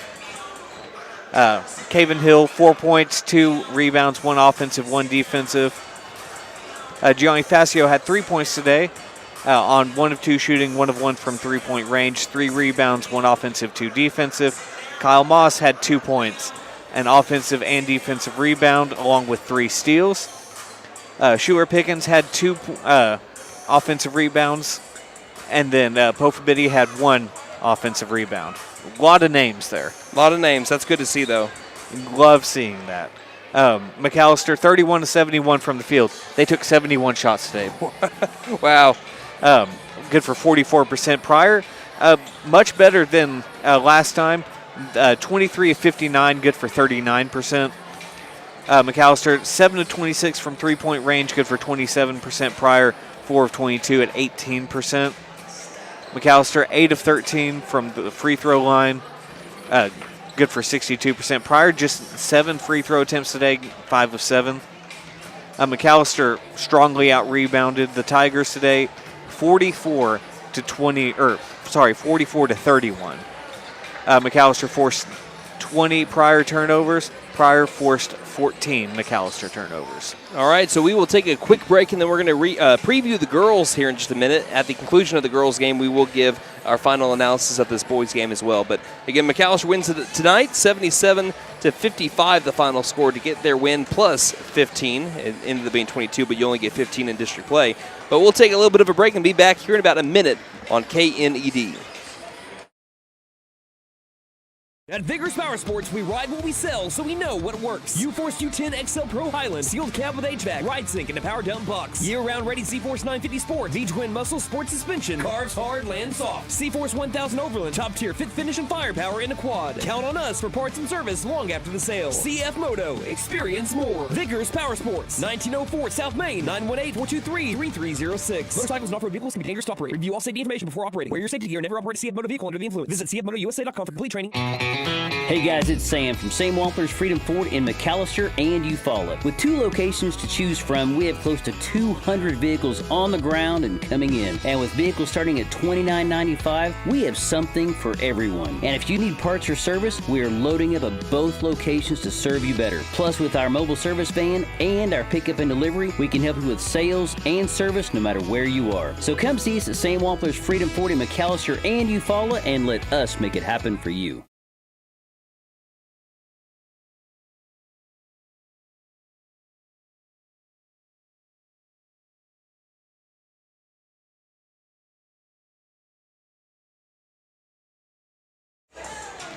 Welcome back to the Burdick Center here in Pryor, Oklahoma on homecoming night for the Pryor Tigers and Lady Tigers. We had the boys play first. Now the girls will follow. Let's preview the girls' game here. McAlester Lady Buffaloes coming off of arguably their biggest win of the season.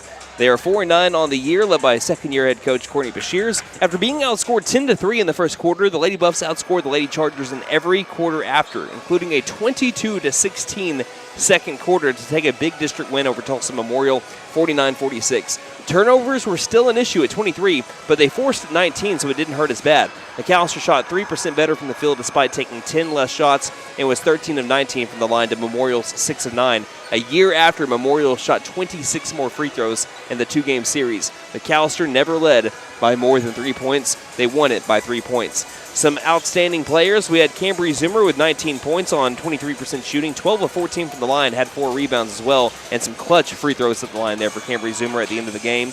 You also had Mila Cole with 11 points on 5 of 9 shooting, Taylor Williams with 10 points on 5 of 9 shooting. Between the two of them, they combined for 14 rebounds. And if you like rebounds, Rylan Lesnow had 10 of those suckers. And McAlester had that 22-point second quarter without Rylan playing that second quarter, which really gives you a lot of excitement for what this young team can do if you do have to get into some early foul trouble with one of your top players. So it was cool to see them kind of grow in that game on Tuesday in that aspect. Let's look at the Pryor Tigers, who have had a really good stretch of games since they beat McAlester back on December 19th. That game ended like this, 50-40, Pryor won. But McAlester turned a 32-11 halftime deficit into a 5-point game with 90 seconds left. McAlester shot 12% worse from the field, 40-28%, and 15% worse from three. But McAlester kept everything else close to make the game winnable at the end.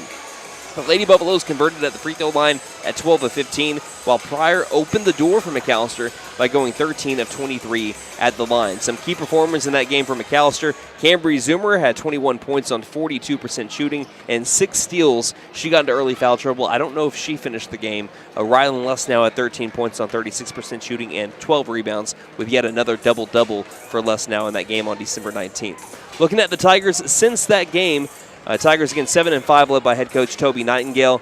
They are 4-1 since their win. They beat Tahlequah 37-30. They were Oologah tournament champions with a 41-40 win over 4A number 12 ranked Oologah-Talala, and also they lost to East Central 49-46 on Tuesday, which was kind of surprising to look at that score.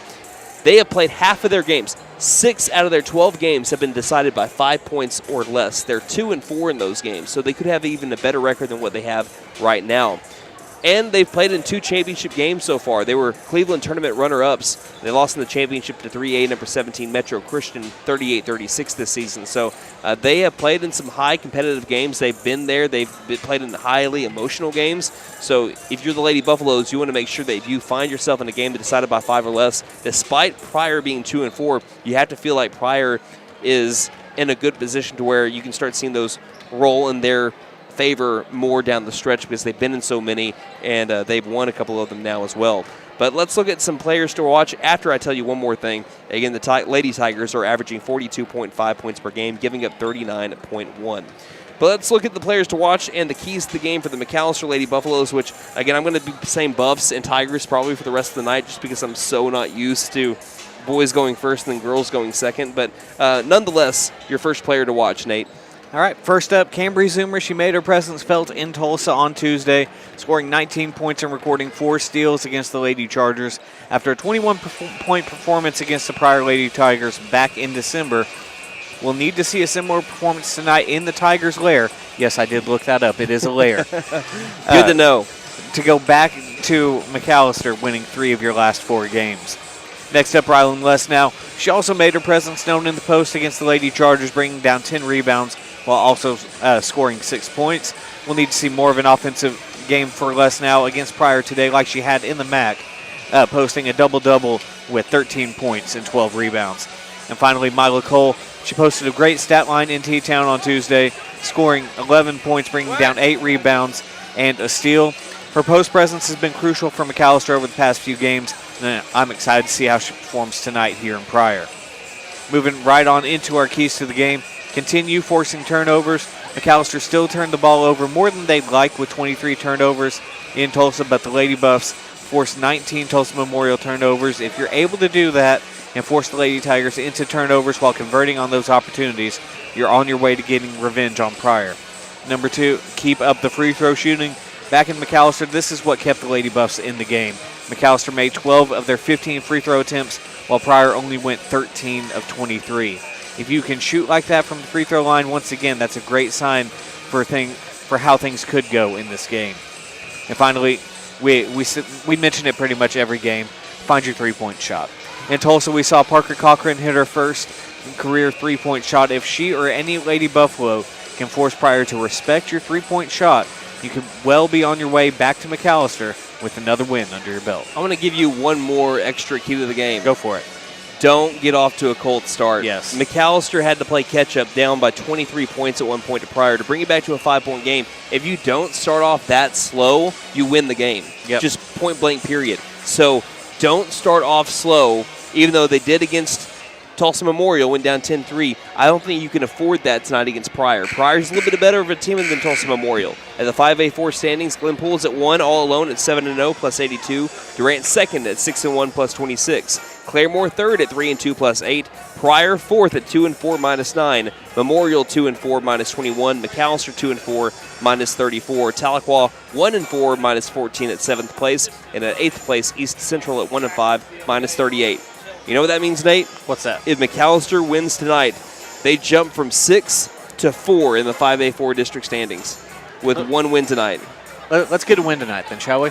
Let's see what our starting lineups are here in about 30 seconds. We'll be back in just a moment. I'm Brandon Green alongside Nate Brown, bringing you McAlester Lady Buff basketball on KNED. Ever notice how one thermostat can spark a full family debate? Dad cranks it down, Mom turns it up, and the kids, well, they just want it perfect for video games. That's when your HVAC system says, I'm done. And that's when we step in to keep everyone comfortable and prevent the family from turning on each other. Because let's be honest, the dog shouldn't have to choose sides. Don't despair. Call Freeze and Flare Heat and Air. We're licensed, bonded, and insured. Mechanical license number 0014445.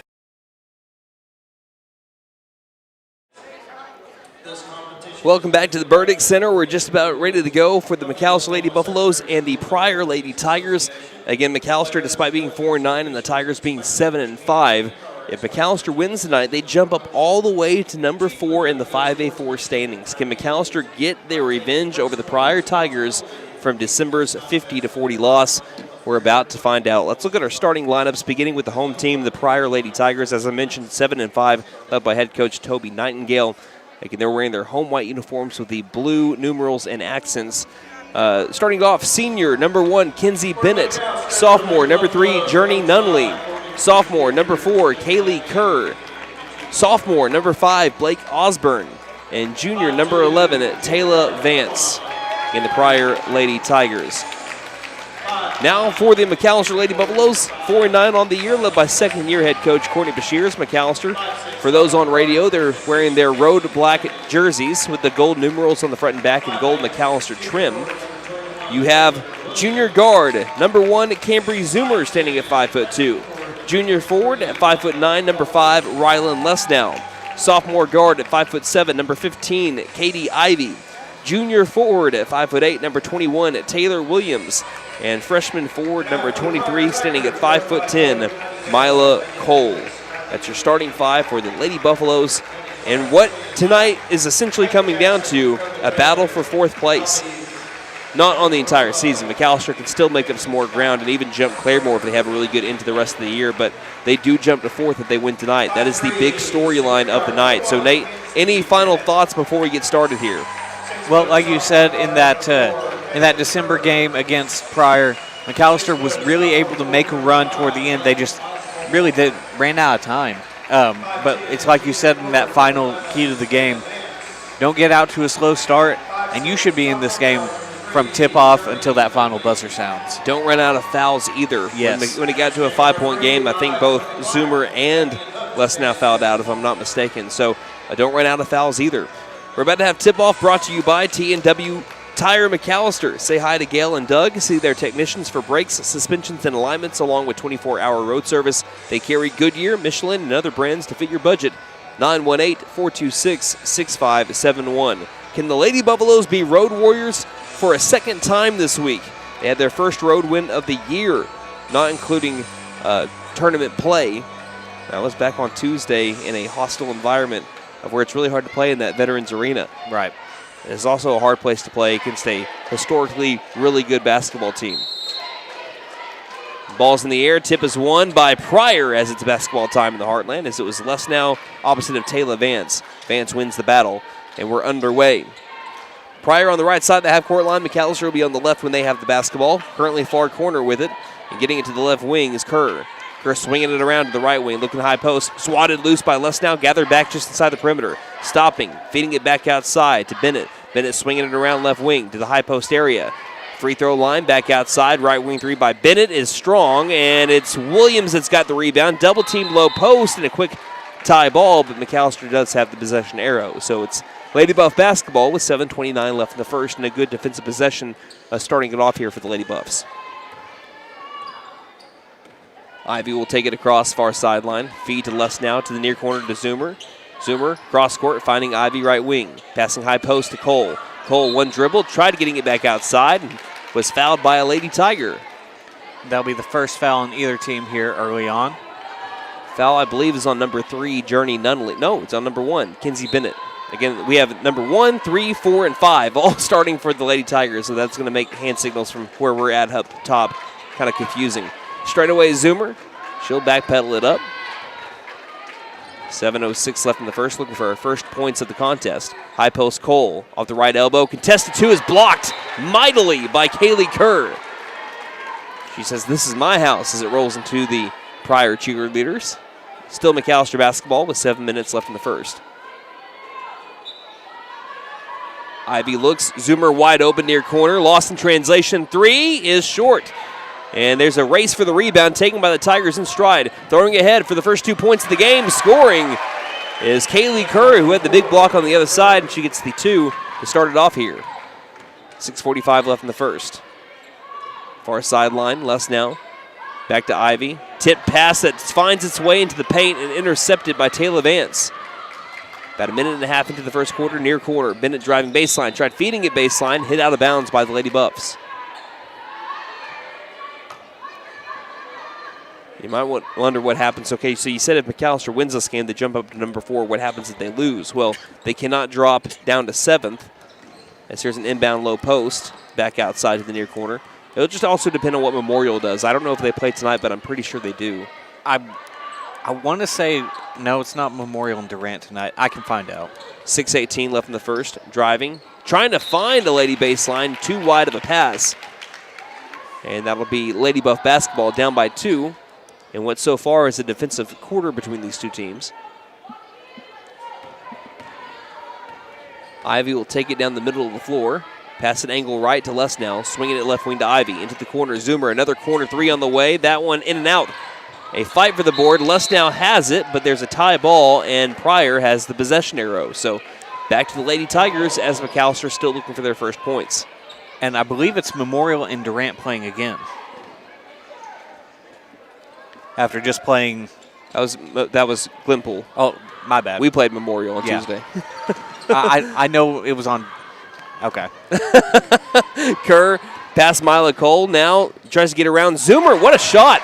Again, she tried drawing contact. Couldn't, and somehow that fell. What a shot by Kerr. She's got all 4 points so far for the Lady Tigers. Zoomer dribbles around a Lady Tiger, gets herself towards the low post, and the finger roll is made by Cambry Zoomer on an athletic play. Passing ahead, McAlester slow to get back, and that just can't happen. Getting 2 right back is Blake Osborne. You cannot be napping, and Coach Bashir's hated that immediately, and it's going to say, Parker Cochran, get ready to check in. 6-2.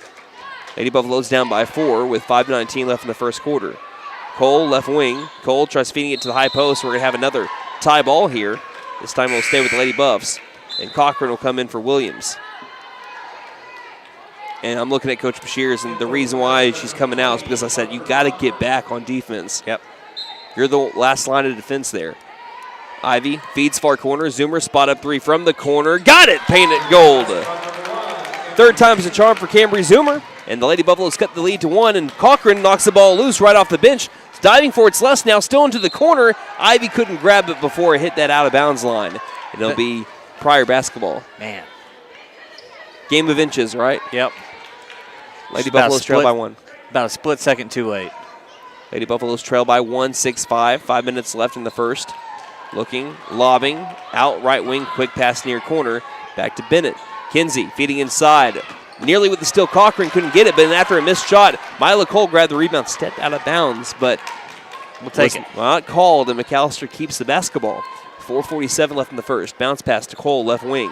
Cole bounce pass, high post to Lesnow, and Lesnow's fouled on that left elbow area. They are trying to run the offense through Ryland Lesnow in the paint around that high post area. And I like what they're doing with it. Fouls on another number 5, Blake Osborne, her first. Team second. Ivy looks, finds Cole, open down low. Cole converts, and McAlester has their first lead of the game as they are currently on a 5-0 run.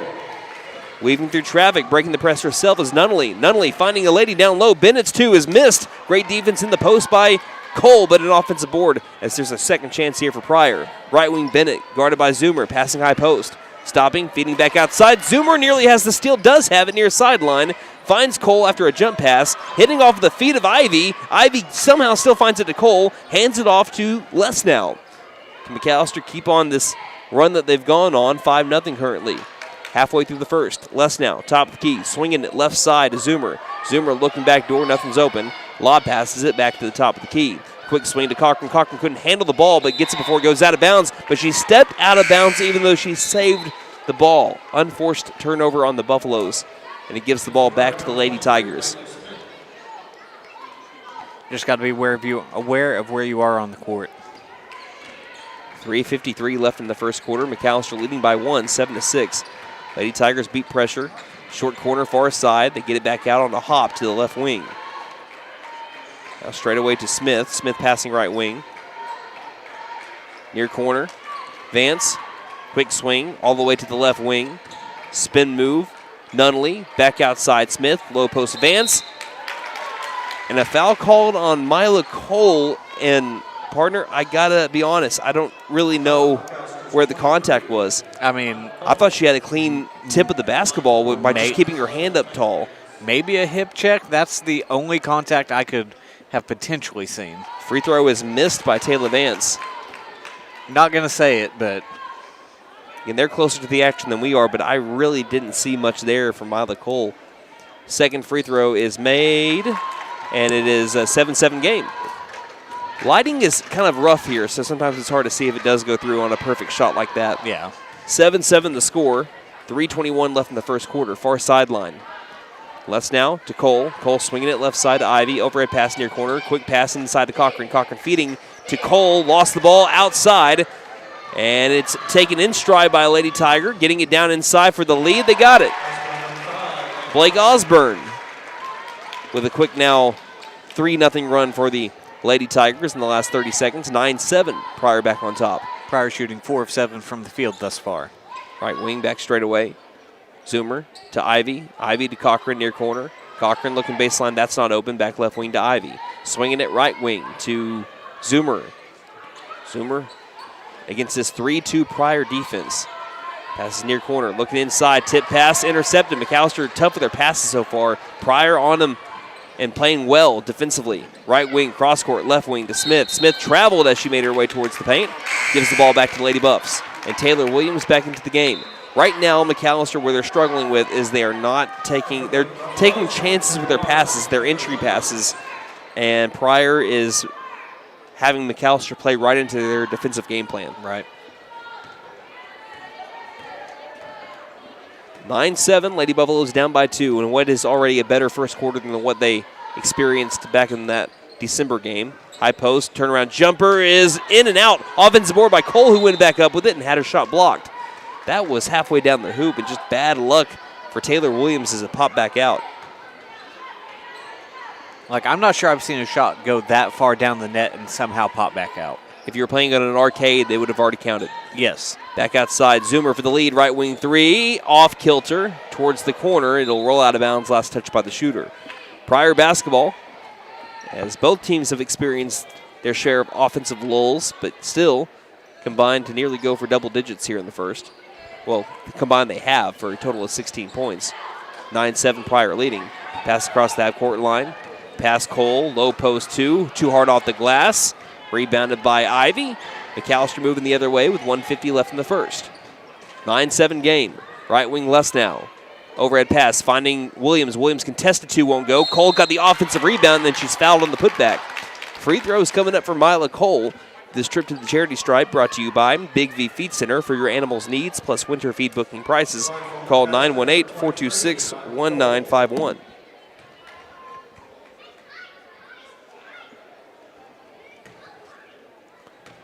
Cole eyeing the rim. First free throw on that hop is taking the Lady Buffalo bounce, hit off the iron twice, and then kissed the glass. And the Lady Buffaloes are 1 point away from tying it up. Into the game, Blair Taylor, a freshman who had the start against McAlester back in December.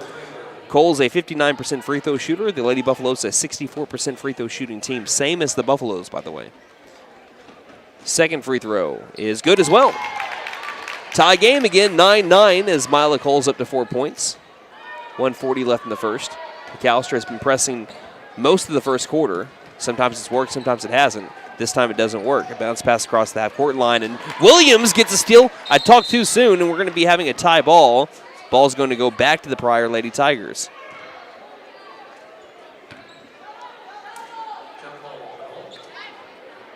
Sideline inbound for Taylor. In front of the McAlester bench on that right side. They'll give to Kerr, and Kerr will left-handed dribble it on the edge of that Pryor logo. She's directing traffic. Passes right wing to Smith.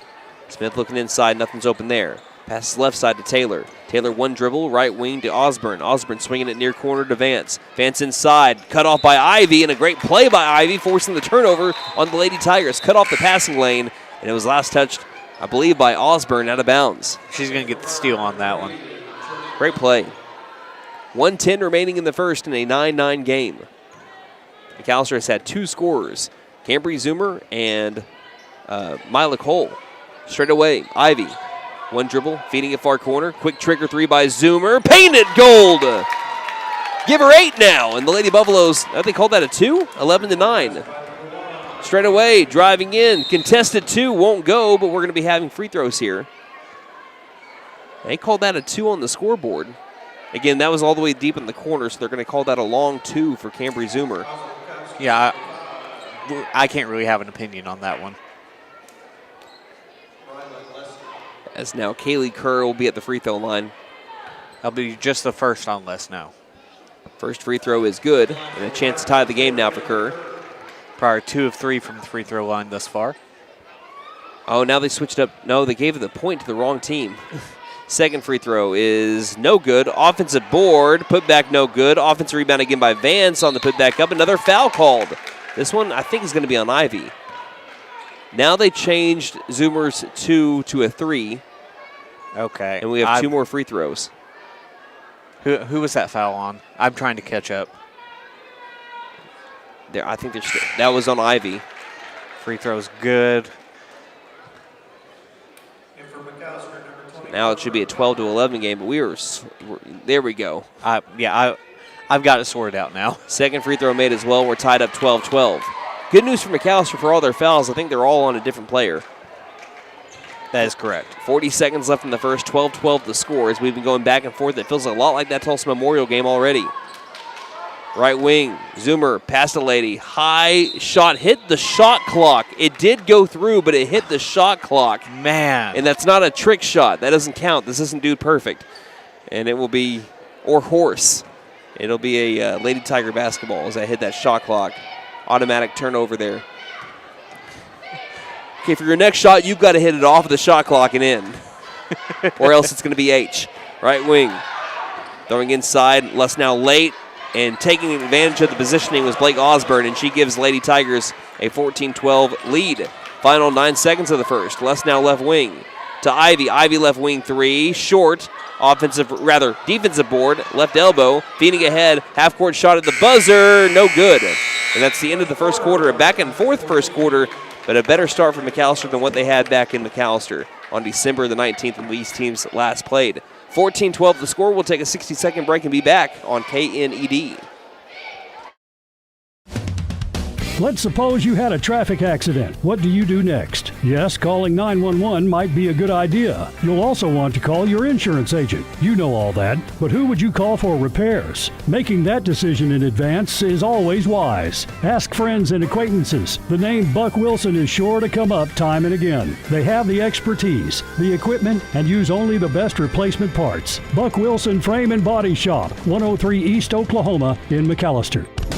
McAlester Direct Primary Care offers 24/7 access to your provider, deeply discounted rates on labs and imaging, more time with your provider, same day or next day appointments, and even home visits for a flat monthly membership fee. We now offer hormone replacement therapy and DOT physicals in addition to our other services. We are excited to announce that we have opened a new location in Longtown, and we are accepting new patients. McAlester Direct Primary Care at 6th and Carl Albert, or give us a call at 918-233-6522.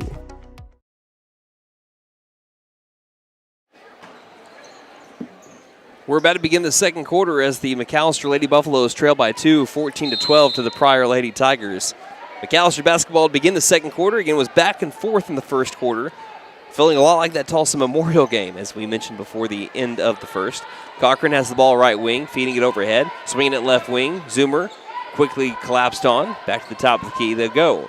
Right wing as Cole gets it outside the perimeter. Bounce pass, dangerous, taken by Ivy. Ivy double team, one dribble, feeds it back to Cole. Quick swing, left side. Zoomer looking inside, nothing's open. Les now wants it in the corner, feeds it into the corner, finds Cochran low post. Cochran can't handle the dribble, and it's stolen away by Kaylee Kerr. Kerr moving the other side. Kerr coast to coast, left-handed layup. Kerr can't make that one. Offensive rebound, trying to throw it off of a Lady Buffalo, can't do so. And it will be McAlester basketball surviving that transition too, that Kaylee Kerr has looked really good on. Yeah, that was the 5th steal by the Pryor Lady Tigers thus far. Right wing overhead pass, quick swing to Cochran. Cochran left wing, and we saw that she can hit those wing threes over in Tulsa Memorial. Doesn't take that one, wants to move the offense. Back to Cochran. Cochran left side. Cochran looking, nothing there. Straight away, high post to Cole. Cole right elbow, feeding inside to Lesnow. Lesnow is fouled, and Lesnow I think also unintentionally hit Kaylee Kerr on the way up. Free throws coming up here for Rylan Lesnow, brought to you by Big V Feed Center. For your animals' needs plus winter feed booking prices, call 918-426-1951. Foul was on Kerr, her first. First free throw by Lesnow is good. A rare 0 for night for her from the free throw line over in Tulsa on Tuesday. She was 0 of 4. She's a 64% free throw shooter on the season. Her second free throw is good as well. But she was above 70 before that 0 for 4 night. Man. Tie game now. She makes both of them. 14-14 the score. A contested near corner three is no good. High bounce. Flying in. Lesnow's got it. Lesnow rips it away from the Lady Tigers. And McAlester has a chance to take another lead here. And Taylor Williams getting ready to check in at the next stoppage. Left wing Lesnow feeds it front court. Far sideline to Cochran. Cochran to Cole right wing. Bounce pass. Short corner. Far side. Lesnow overhead. Back to Cochran right wing. Cochran looking around. Finding Ivy between the circles. Ivy one dribble. Back over to Cochran, right side. Cochran further to Cole. Cole reversing, bounce pass, long two by Zoomer. Back irons it. High post, bouncing around. Lady Tigers have it. They have a chance to get in transition the other way. Driving past Ivy. Missed shot, offensive rebound, put back good. And a timeout called by Coach Bashirs. It'll be our first timeout by either team as Lady Tigers lead 16-14 with 6:04 left in the half. You're listening to Lady Buff Basketball on KNED. New year means new resolutions and the perfect time to trade in and trade up at Benton Nissan of McAlester. Why settle for last year's ride when you can drive something with more tech, more comfort, and more style? Turn your trade-in into an upgrade you'll love because your resolutions deserve the best ride. Fulfill your new year with a resolution you'll keep, a new Nissan from Benton Nissan of McAlester. And don't forget to tell them Maddie sent ya. Benton Nissan is your best deal dealer. Shop us online now at bentonnissan.com. I don't think we've had a lead larger than 4 points thus far tonight. 16-14 is our score, 6:04 left in the first half. McAlester basketball after a made 2 by the Lady Tigers. It'll be Ivy, Cochran, Williams back into the game, Zoomer, and Lesnow. Inside, blocked pass. Lesnow dives after it. We're going to have a jump ball, and McAlester We'll give it up to the Tigers as the Pryor Lady Tigers have the possession arrow. Milo Cole immediately checks in for Taylor Williams. 16-14, Lady Tigers up by 2. Taking it across and dribbling right wing is Nunley. Nunley working all the way around the arc to the far corner. Open three-pointer is nearly banked in from the corner, but taken by Zoomer on the rebound. McAlester works it the other way. I've seen people bank it off that corner before. I don't know how you manage that. Ivy, short corner, far side. Your name's Adam Sandler. As we have a travel there in the corner by the Lady Buffaloes, will give the ball back over to Pryor. Did you ever see Grown Ups? I did, but it has been a long time. Well, Adam Sandler in that movie preached the bank shot. I think I do remember that. But I don't remember the three-point bank shot. No. From the corner, at least. He was apparently automatic from there, and how Adam Sandler didn't go play in the NBA is beyond me then. He didn't miss a single one, and then he's supposed to take one, and he misses it at the end of the game. Spoiler alert. I'm like, well, he could have missed that anyway. Driving inside, a shot attempt that leads to a foul called as Kaylee Kerr threw it up, trying to draw contact and maybe get a bucket at the same time. It does work, and Cambry Zoomer is charged with the foul. That's just her first, though. And all 4 fouls on McAlester, all on a different player. We have not had one player, I don't think on either team, have more than 1 foul. They've all been on someone different.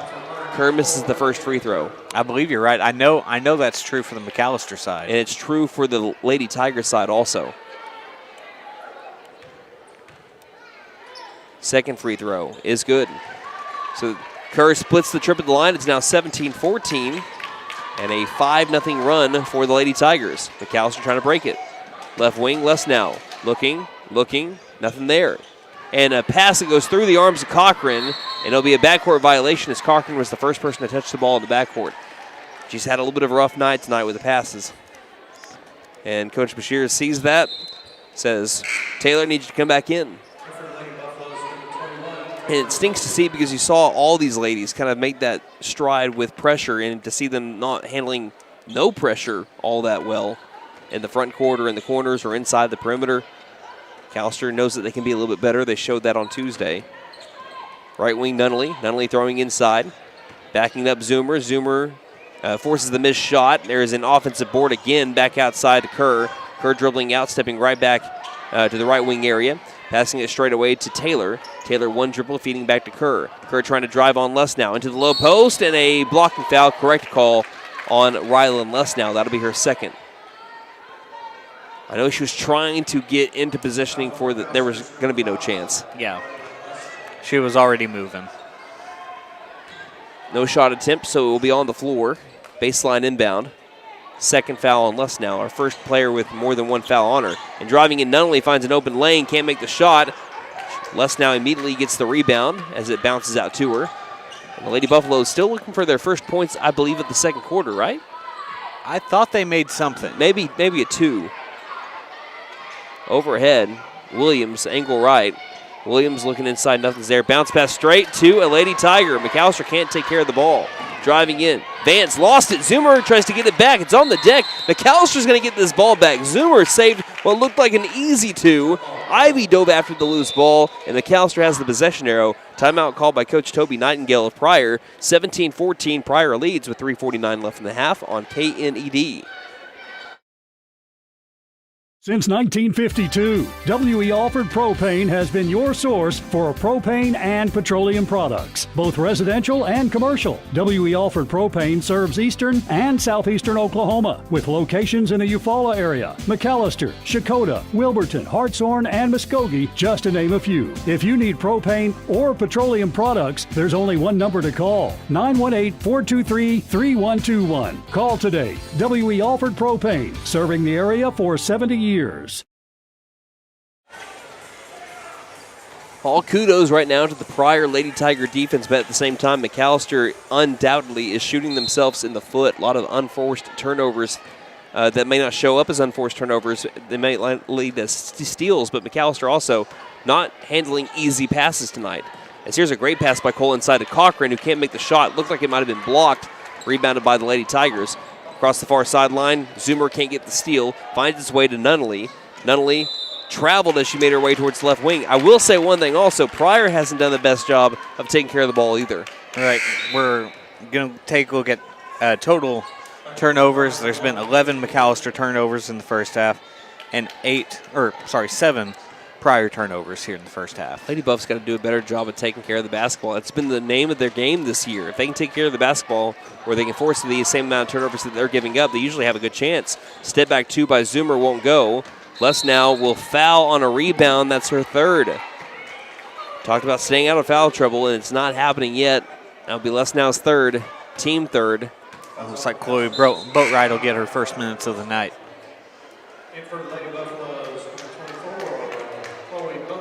3:13 left in the half.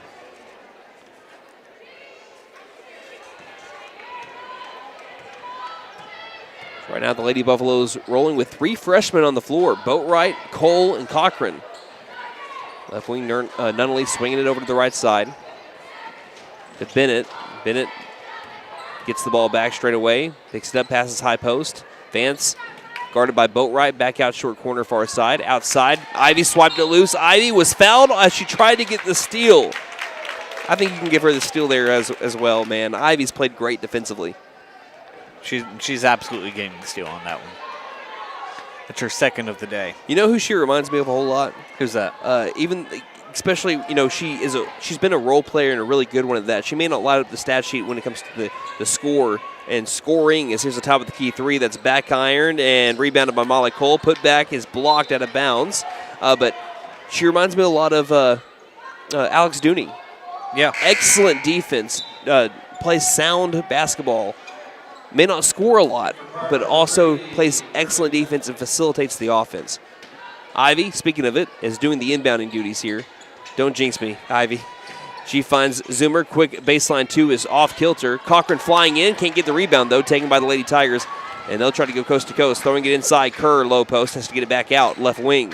Quick swing right side to Bennett. Bennett to Nunnally, left wing. McAlester has scored. I don't know if they've scored in the second quarter. If they have, it's just been 2 points. Low post. That's a travel. Or what's the call here? Oh, that's a touch foul. That'll be on Chloe Boatwright for first. I'm not sure about that. Not sure about that. Bennett's going to inbound baseline. Finding Nunnally, angle right, gets a screen, dribbles the high post, 2-pointers up, banks it in. There was more contact on that one. Yeah, that's why I was thinking the exact same thing. I was expecting the whistle to blow there. 19-14. McAllister's got to end this run. They've had a terrible offensive second quarter. Left wing, Boatwright. Looking left, nothing's there. Nate, when you get the chance, if you can tell me if McAllister scored in the second quarter. Here's a 2 by Parker. Cochran still won't go. There'll be a long rebound outside by the Tigers. Taking it in stride, Nunnally to the low post. Hits Zoomer. And a charge called as Zoomer got in positioning, took the contact, and then took the ball. And that was definitely the right call. Pryor fans don't agree, at least some of the student section. Coach Bashirs will call a timeout trying to wake up this offense. 19-14 the score. McAlester down by 5, 1:44 left in the half on KNED.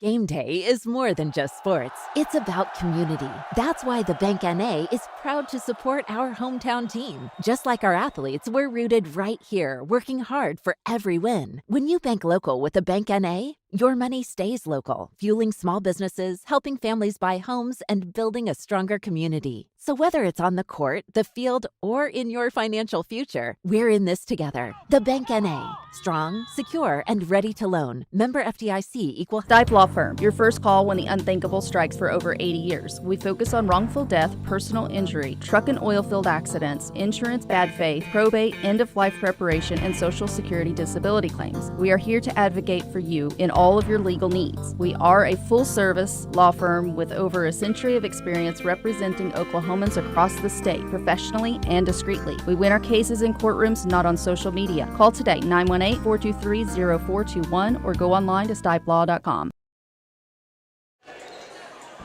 Well, we looked it up. It's been 5 minutes since the Lady Buffaloes last scored. They did score in the second quarter, but not off of a made shot from the field. 2 made free throws by Rylan Lesnow is the offense for the Lady Buffaloes in the second quarter. And despite all of that, with 1:40 left in the half, They only trail by 5. They're lucky to be in this position. Zoomer looking back door, not guarded, or it is guarded. Now they throw it inside to Cole. Cole with a jump pass. Can't handle it. It's swiped out of bounds by Mila Cole. I don't know how she swiped it that way. If she's the one trying to bring it back in, how does it go darting towards the wall?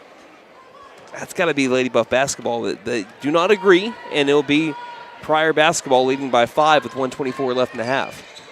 That just doesn't make sense in terms of the way that ball moved. Left wing dribbling up to the three-point line. Bounce pass to Nunley. Passing right wing to Kerr. Kerr swinging it all the way around to the left side. Deeper to the left wing. Short corner far side. Back out. Quick ball movement here by the Lady Tigers trying to get McAlester out of position. Looks like a 2-1-2 zone. Left wing far corner. Looking inside. Nothing's there. Vance. Cross-court pass to Nunley. Nunley right wing 3. Won't go. Long rebound by the shooter Nunley. 51 seconds left in the half. Pryor's 0 of 3 from 3. Cochran nearly has a steal. We're going to be having a tie ball. It'll stay with Pryor. I don't know where on the floor we actually can see an arrow. The only way I'm seeing it is from the scorer's table, from which side the lights turned on. Right wing off an inbound. We'll have a moving screen by Taylor Vance. Offensive foul. That's foul number 4 here on the Lady Tigers. Both teams have 14 fouls. That's her first. Zoomer takes it across. McAlester looking for their first made shot from the field here of the second quarter. Cole straight away to Cochran. Cochran looking right, nothing's there. Now feeds it off over to Zoomer. Coach Bashir stomping, trying to get the players to do what she's trying to tell them to do. Far sideline. Zoomer trying to get past Nunley. Trying to get past another defender. Throws it off of the Lady Tiger and stolen again. McAllister's going to go the entire second quarter without a made shot from the field. Right wing, bounce pass. Retrieved with 10 seconds left by that logo. Nunley passing right wing to Kerr. Kerr driving inside. Wild 2, won't bounce in. Cole's got the rebound, and that'll be the end of the second quarter. Despite only having 2 second quarter points and not making a shot from the field in the second quarter, the Lady Buffaloes only trail by 5 due to stout defense. That's what's keeping them in this game, as we're going to be looking at our halftime stats when we return. 19-14 Pryor leading McAlester. You're listening to Lady Buff Basketball on KNED. At Vigorous Power Sports, we ride what we sell, so we know what works. U-Force U10 XL Pro Highland, sealed cab with HVAC, ride sync, and a power dump box. Year-round ready C-Force 950 Sport, V-Twin Muscle Sport Suspension, carves hard, lands soft. C-Force 1000 Overland, top tier fit finish and firepower in a quad. Count on us for parts and service long after the sale. CF Moto, experience more. Vigorous Power Sports, 1904 South Main, 918-423-3306. Motorcycles and off-road vehicles can be dangerous to operate. Review all safety information before operating. Wear your safety gear and never operate a CF Moto vehicle under the influence. Visit cfmotousa.com for complete training. Hey guys, it's Sam from Sam Walters Freedom Ford in McAlester and Eufaula. With 2 locations to choose from, we have close to 200 vehicles on the ground and coming in. And with vehicles starting at $29.95, we have something for everyone. And if you need parts or service, we are loading up at both locations to serve you better. Plus, with our mobile service van and our pickup and delivery, we can help you with sales and service no matter where you are. So come see us at Sam Walters Freedom Ford in McAlester and Eufaula and let us make it happen for you. Ever notice how one thermostat can spark a full family debate? Dad cranks it down, mom turns it up, and the kids, well, they just want it perfect for video games. That's when your HVAC system says, I'm done. And that's when we step in to keep everyone comfortable and prevent the family from turning on each other. Because let's be honest, the dog shouldn't have to choose sides. Don't despair. Call Freeze and Flare Heat and Air. We're licensed, bonded, and insured. Mechanical license number 0014448. Let's suppose you had a traffic accident. What do you do next? Yes, calling 911 might be a good idea. You'll also want to call your insurance agent. You know all that, but who would you call for repairs? Making that decision in advance is always wise. Ask friends and acquaintances. The name Buck Wilson is sure to come up time and again. They have the expertise, the equipment, and use only the best replacement parts. Buck Wilson Frame and Body Shop, 103 East Oklahoma in McAlester.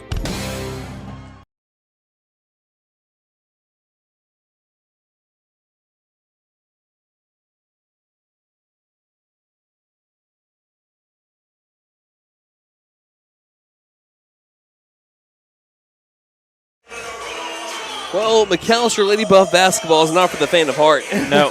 They have played in a lot of close games over the years. Last year when they went on their run, they won a lot of close games. And if that is what we're to expect in the second half of this year as well, again, buckle up and take your heart medication because you're going to need it. Right now, the Lady Buffaloes, again, shooting, I'm going to spoil a little bit, shooting 21% from the field, 14% worse than Pryor, yet they only trail by 5 after not making a single shot from the field in the second quarter. They only trailed 19-14. That's a win despite playing poorly on offense. You're 100% right. Let's look at your first half stats brought to you by First Realty. 602 South 2nd Street, McAlester. Call 918-423-3122 or visit first-realty.net. For more than 50 years, First Realty has helped the residents of McAlester and the surrounding area with their real estate needs, whether residential or commercial. First Realty will guide you through the process of buying or selling your home or business. You can view our property inventory online at first-realty.net. We update our listings daily. And don't forget, if you're into pickleball, the Pickle Palace is open. If you have questions, give us a call at 918-423-31. All right, Nate, take it away. All right, Cambry Zoomer was your leading scorer in the first half. She did have 8 points. She made 2 3-point shots along with 1 defensive rebound and 2 steals. Mila Cole had 4 points in the first half along with 5 rebounds, 3 offensive, 2 defensive. Then Rylan Lesnow had 2 points along with 2 defensive rebounds. She does have 3 fouls, so that's something that we'll need to keep an eye on in the second half. Then Katie Ivey had a defensive rebound along with 2 steals. Then Taylor Williams had a defensive rebound and a steal, and that will do it for individual scoring. Moving on to our team stats now. McAlester just 4 of 19 from the field, good, like you said earlier, for 21%. Pryor, 7 of 20, good for 35%. McAlester, the only team to make a 3 in this game so far. Wow. McAlester, 2 of 7 from 3, good for 29%. Pryor, 0 of 3. McAlester, 4 of 4 from the free throw line. Pryor, 5 of 8, good for 62%. Pryor is out rebounding McAlester, 13-10. So not a huge margin there, but something you want to improve. And it's mainly because McAllister's missing all the shots they're missing. That's why Pryor's getting more rebounds really right now. But again, it's not a large margin by any means. And then finally, McAlester forced 10 Pryor turnovers in the first half. Pryor forced 13 McAlester turnovers, and Pryor 4 blocks in the first half. The reason why I was laughing before is because when was the any time this year that we said that McAlester is the only team to make a 3 in this game? Because hasn't happened. McAllister's won their games despite not being a 3-point shooting team. They're averaging 18% from downtown on the season, but they're the only team to make a 3. That's not going to last, by the way. No, that's not going to last. Pryor was 33% from 3 against McAllister back in December. So if McAllister wants to win this game, they have to find something offensively fast. So, Nate, what do you want to see in the second half for the Lady Buffaloes to turn their offensive woes around? Well, we saw Pryor not really put up a lot of pressure on McAllister here in the first half, and they couldn't seem to handle the no pressure. Mm-hmm. So maybe ask Pryor to bring the pressure and see if you can handle that instead. What world are we living in? I don't know. Because McAllister has struggled with pressure this year, yes. And then all of a sudden against Tulsa Memorial, they found out how to play well with pressure on them. That's where they went. I mean, I'd say all of the second quarter, they pressed McAllister. The Lady Chargers did. Yeah. McAllister scored 22 points because of that in the second quarter. So, and of course, so your solution is kindly ask Coach Nightingale, can you press us? more of a joke than anything, but seriously, just find your open shots because they are there. The open shots are there. You just it's as simple as making your shots at this point. Yep. 21% is not going to get it done against a lot of teams, especially a team that's been there and done that like the Pryor Lady Tigers, even if they've had a little bit of a turnover from a year ago. 19-14 is the score. We'll be back in about 2.5 minutes. This game is brought to you by Sam Wampler's Freedom Ford, Freeze and Flare Heat and Air LLC, Buck Wilson Frame and Body Shop, McAlester Direct Primary Care, Fitton Nissan McAlester, WE Alford Propane, B-Bank and A, Stipe Law Firm, and Vickers Power Sports. Brandon Green alongside Nate Brown. 19-14, Lady Buffaloes down to the Pryor Lady Tigers, as we're about to begin the third quarter in just a moment on KNED. McAlester Direct Primary Care offers 24/7 access to your provider, deeply discounted rates on labs and imaging, more time with your provider, same day or next day appointments, and even home visits for a flat monthly membership fee. We now offer hormone replacement therapy and DOT physicals in addition to our other services. We are excited to announce that we have opened a new location in Longtown, and we are accepting new patients. McAlester Direct Primary Care at 6th and Carl Albert, or give us a call at 918-233-6522. New year means new resolutions and the perfect time to trade in and trade up at Benton Nissan of McAlester. Why settle for last year's ride when you can drive something with more tech, more comfort, and more style? Turn your trade-in into an upgrade you'll love because your resolutions deserve the best ride. Fulfill your new year with a resolution you'll keep, a new Nissan from Benton Nissan of McAlester. And don't forget to tell them Maddie sent ya. Benton Nissan is your best deal dealer. Shop us online now at bentonnissan.com. Since 1952, W.E. Alford Propane has been your source for propane and petroleum products, both residential and commercial. W.E. Alford Propane serves eastern and southeastern Oklahoma, with locations in the Eufaula area, McAlester, Shakota, Wilburton, Hartshorn, and Muskogee, just to name a few. If you need propane or petroleum products, there's only one number to call, 918-423-3121. Call today. W.E. Alford Propane, serving the area for 70 years.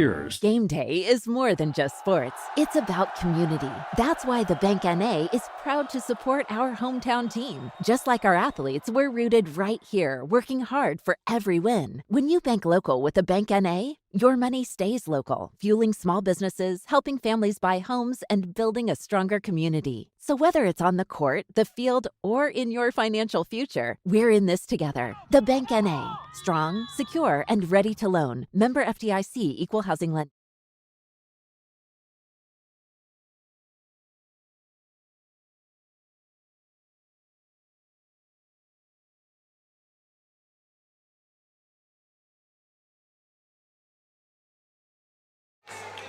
All right, so the McAlester Lady Buffaloes will get the ball to begin the second half, 19-14, looking for their first made shot from the field since the first quarter. It'll be Parker Cochran, Katie Ivey, Mila Cole, Taylor Williams, and Cambry Zoomer. So after picking up her third foul in the second quarter, McAlester not rolling with Rylan Less now to begin the third quarter. Left wing Ivey to the far corner, Zoomer. 7:48 left in the third, just getting started with the second half. Cole has it up high, lost the ball, and it's stolen again. Another turnover for the Lady Buffaloes. Ninth steal for Pryor. Top of the key, leaving it inside. Now Cole says, I'll take it right back. Milo Cole gets the steal right back. That's what's kept McAlester in this game. Their stifling defense, holding Pryor to under 35% shooting. Right wing, Cochran, and also getting some turnovers too. Overhead pass left wing. Zoomer looks inside, nothing's there. Nothing's there, passes straight away. Now swinging it to Ivy. Ivy cuts towards the basket. Pull-up jumper is good by Katie Ivey. And McAlester finally makes that shot from the hardwood. It's 19-16.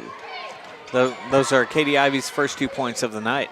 Near corner driving in, trying to answer right back, not being able to do so. Cole's got the rebound, and we're going to be having a tie ball here. So she had it, was trying to rip it loose from Kerr, but since Kerr had it for just long enough, it'll be an offensive rebound, and Lady Tigers will have the basketball again with a second chance to score. Pryor shooting 33% from the field right now. Taylor Vance will inbound baseline.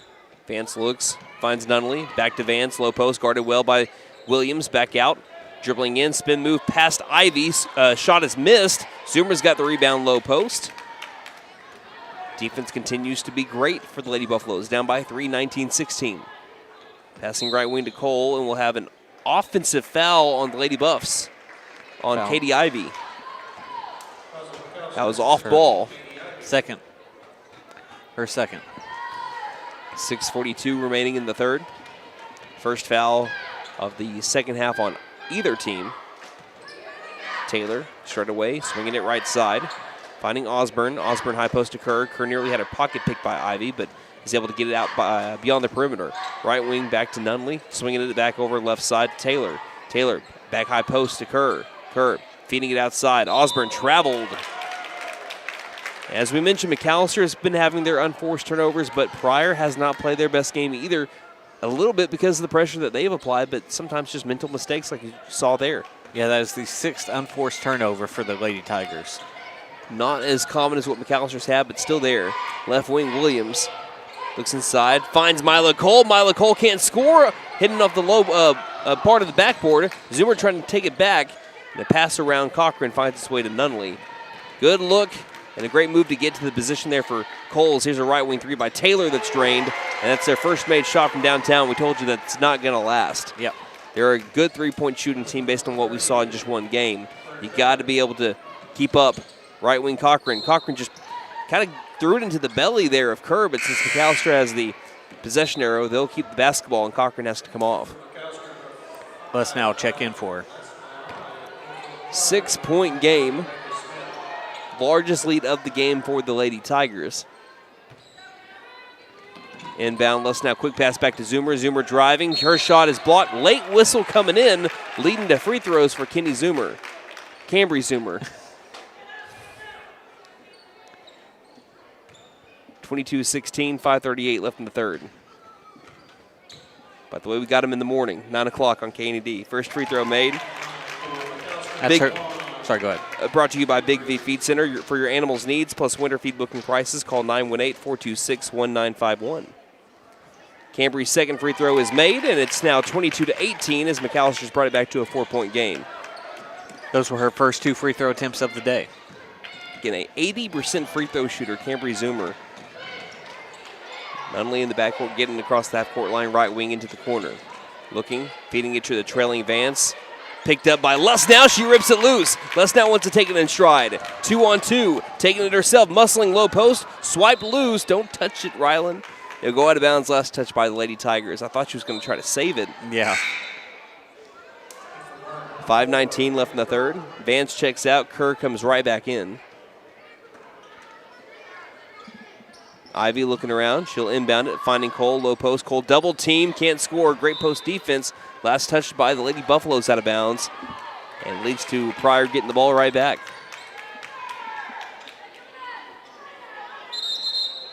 And a whistle and a timeout called by Pryor. So looks like the Lady Tigers will have 3 remaining. Same as the Lady Buffaloes. 22-18. Pryor on top of McAlester with 5:16 left in the third on KNED.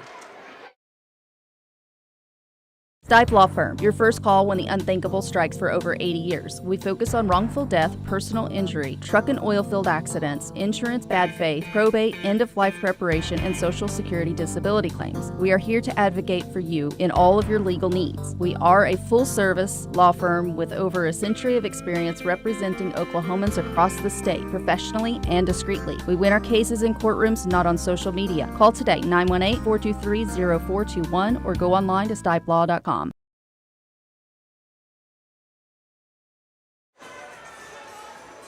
5:16 remaining in quarter number 3. The Lady Buffaloes want to put a little bit of press defense on the Lady Tigers out of the timeout.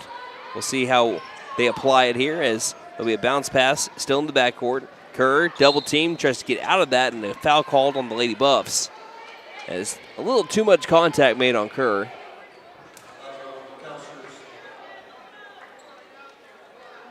Who was it on? That was on Taylor Williams, her first. Again, it's hard. I think it's hard for the people down at the scores table to kind of see those numbers as well. It is dark here. It's darker down on the floor than it is up here. Yeah, it's not as lit as well as maybe one would hope for when you're standing up this high up. As here's a right wing three by Taylor. She made the last one, misses this one. It's less now. Great rebound. Lady Buffaloes trail by 4, trying to bring it back to a 1-possession game. Ivy, dangerous pass, somehow still finds Cambry. Cambry feeds it on a shovel to Taylor Williams, who gets the roll. A wild sequence of events. None of that seemed to favor McAlester whatsoever. Leads to 2 points in a 2-point game, 22-20. Kerr, left-handed dribble, settles along the right wing area. Gives to Nunley. 4:25 left in the third. Nunley spin move into the paint. Got a push from Zoomer. No call and a missed shot. Ivy's got the rebound. That should have been 2 free throws, I believe. Back door over to Lesnow. Lesnow trying to tie the game and will do so. McAlester red hot out of the timeout, and it's 22-all. 4:08 left in the third quarter. Already a really good timeout Nunnally past Lesnow, can't score. Offensive rebound, hook shot from in the paint made. Great shot by Blake Osborne. And Pryor retakes the lead, 24-22. Osborne up to a quiet 10 points. Right wing Lesnow. She looks. Nothing's there. Headed to the circle to Zoomer. Overhead pass, left wing. Finding Lesnow in the corner. Lesnow passing left elbow. Now feeding baseline to Williams. Good ball movement. Finding Cole. Cole can't handle it inside the paint. A dive for it. We'll have a tie ball here, and it will be Pryor basketball. Good ball movement until it wasn't. That'll be the 10th steal for the Lady Tigers. 3:27 remaining in quarter number 3 in a 2-point game. Pryor clinging on right now. It looks like Parker Cochran ready to check in at the next stoppage. Not only backpedals it on up. Again, interestingly enough, neither team has pressed a lot tonight. They've been favoring just sitting back and letting their defense apply the pressure once they get across the half-court line. Pryor kind of running their own version of a four-corner offense as Nunnally pulls up for the right elbow jumper that won't get the bounce in. Offensive board, Kerr won't score again, and now it's Lesnow that is able to wrestle it away from another chance for Kerr. 24-22, McAlester still down by 2. Zoomer, top of the key. Ivy, straight away 3 is airballed and out of bounds, the last touch by the shooter. Good shot selection, and also a good time for Coach Bashir, I like this call here, to bring Cochran in and bring Lesnow out so she doesn't possibly pick up a 4th foul here late in the third quarter. Right. Now, if things start to get out of hand and you start to give up some more points here in the third quarter, obviously you don't want it to get too far out of hand. But this is a good situation where you can put in Cochran. Near corner, Osborne looking. Tries to dribble past Williams. Pass is now inside. And immediately Cochran picks up a foul as she made too much contact with Vance down the low post. And that's just her first. Third team foul on the Lady Buffs of the third quarter. Inbound left wing, quick pass back inside to Vance. Vance contested 2 will go. Tip of the cap, good defense by McAlester. Better offense there by Taylor Vance. She's up to 5 points, 26-22. The Lady Buffaloes down by 4. Lesnow getting ready to check back in. Between the circles, Ivy to Zoomer. Zoomer looking right, nothing's there. Feeds to Cochran. Cochran straight away, guarded well, throws it to the feet of Cole. We're going to be having another jump ball. This one will stay with McAlester. Lesnow checking in. Taylor Williams coming out. 26-22, 4-point deficit for the Lady Buffs. Pryor's controlled the game, but not by much. Right wing, Lesnow. Looking, nothing's there. Working back in the front court. Overhead to Cole, left wing. Cole bounce pass back to Ivy. To the right wing, Zoomer for 3, won't go. Tipped around, Cole's got the offensive board, and she's fouled on the putback. Free throws coming up for Mila Cole to try to bring it to a one-possession game. This trip to the free throw line brought to you by Big V Feed Center for your animals' needs, plus winter feed booking prices. Call 918-426-1951.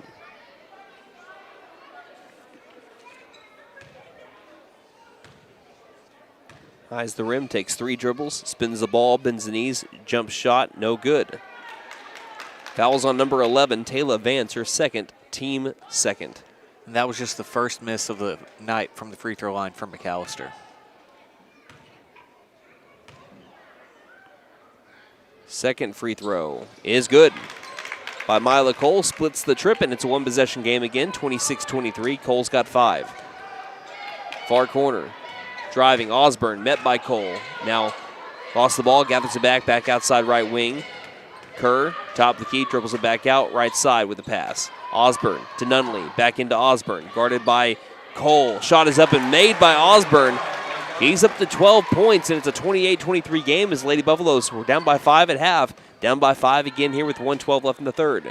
Right wing, feeding inside, trying to find Cole. Last hit out of bounds by the Lady Tigers' Taylor Vance. You don't want your deficit to really get beyond 5 in a game where you're really struggling to score. Right now it is a 5-point game. Far corner, Zoomer tries to make it a 2, and she does! Paint it gold! Cambry Zoomer answers the call. 2-point game. Lesnow with the near steal. Nunnally throwing inside to an open Osborne. Osborne to the trailing Kerr. Kerr's shot is missed, but a foul called on Cole, a shooting foul. That'll be the second on Cole. No. Who's that? No, that's going to be on Cochran. Her Cochran, second. okay.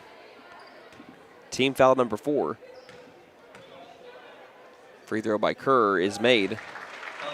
Back to a 3-point game, 29-26. 55.8 seconds remaining in quarter number 3. This to make it a 2-possession game, and she does so. Kerr makes them both. 30-26. Lady Buffaloes trail by 4. Zoomer takes it up, passes to Ivy. Ivy guarded well.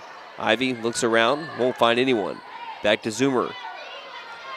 Zoomer facing this zone defense. Cole, right wing, bounce pass into the corner to Cochran. Cochran takes one dribble and feeds into the front court. Snagged by Zoomer. 33 seconds left in the third. Right wing, Lesnow, back to Zoomer, 30 seconds. 4-point game. Ivy looks around, finds Zoomer. Offense flows with the ball. Right wing. Cochran's open. Cochran gets it baseline. 2-pointers good. Nice shot, Parker Cochran. That's how the offense rolls. 30-28. The Lady Buffaloes down by 2 again. 10 seconds left in the third. Let's see if Pryor has the last shot. Nunnally working around the front court. Spin moves past Zoomer. Floater in the paint. Nunnally showing off the moves. 32-28. Inbound to Ivy. Ivy, three-quarter court heave will be well short. And that's the end of the third quarter. Lady Buffaloes holding on. 4-point deficit right now. They win the quarter by 1. Can they win this next quarter and maybe take the game with it? 32-28. Put those fours up in the air, Lady Buff fans. You're listening to Lady Buff Basketball on KNED. At Vigorous Power Sports, we ride what we sell, so we know what works. U-Force U10 XL Pro Highland, sealed cab with HVAC, ride sync, and a power dump box. Year-round ready C-Force 950 Sport, V-Twin Muscle Sport Suspension, carves hard, lands soft. C-Force 1000 Overland, top-tier fit finish and firepower in a quad. Count on us for parts and service long after the sale. CF Moto, experience more. Vigorous Power Sports, 1904 South Main, 918-423-3306. Motorcycles and off-road vehicles can be dangerous to operate. Review all safety information before operating. Wear your safety gear. Never operate a CF Moto vehicle under the influence. Visit cfmotousa.com for complete training and safety guidelines.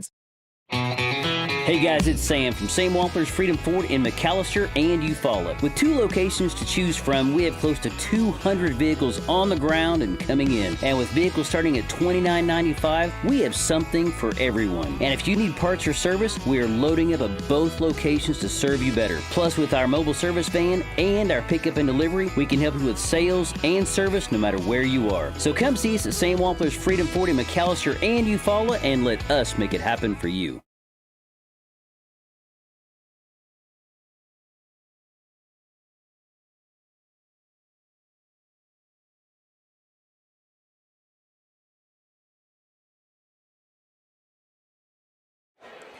Can McAlester come back? Pryor has had control of this game. Now, not well in control, but they led by 4 or 5 for the majority of it. 32-28, McAlester won the third quarter by 1. Can they win the fourth quarter by 5? We're about to find out. Pryor with the basketball. On the floor for McAlester is Ivy, Zoomer, Cochran, Cole, and Lesnow. Lesnow did a great job in the third quarter of not picking up her 4th foul. Coach Bashir's handled her minutes there in the third very well. And Pryor, let's see if they run this 4-corner offense, trying to find the open shot back outside of Vance. Vance swinging it near corner to Osborne, who has 12 points, leading the way for the Lady Tigers. Vance further deep into the corner, 45 seconds into the fourth. Shot clock coming next year, driving in, back outside. Had the same thought.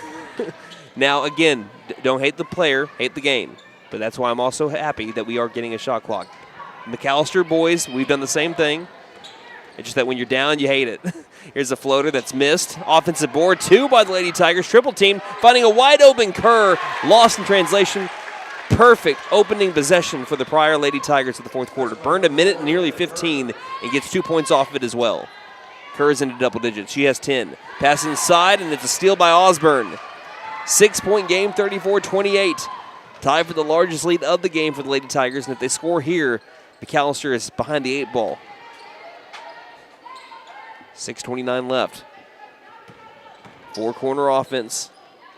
A lot like what you saw from the Tigers team and also what you see from the Durant Lions boys team as well. Sometimes McAlester runs a version of it. It's only the second possession of the fourth quarter for the Tigers, and we've nearly burned 2 minutes of game time. Far sideline, Nunnally driving, kicking near corner, Osborne. Pass back out front court. This is something that they really didn't do a lot against McAlester back in December, as their left elbow 2 won't go. McAllister's got to get the rebound. They do so. It'll be a jump ball, though, but McAlester owns the possession arrow, and they'll have the ball. Taylor Williams will come in. Coach Bashir's needing a little bit more rebounding help. That's why Cochran's going to come off, and Williams comes on, and a timeout called here. With 5:56 left in the game and a 34-28 McAlester deficit, we'll take a break and be back on KNED. Ever notice how one thermostat can spark a full family debate? Dad cranks it down, mom turns it up, and the kids, well, they just want it perfect for video games. That's when your HVAC system says, I'm done. And that's when we step in to keep everyone comfortable and prevent the family from turning on each other. Because let's be honest, the dog shouldn't have to choose sides. Don't despair. Call Freeze and Flare Heat and Air. We're licensed, bonded, and insured. Mechanical license number 0014445.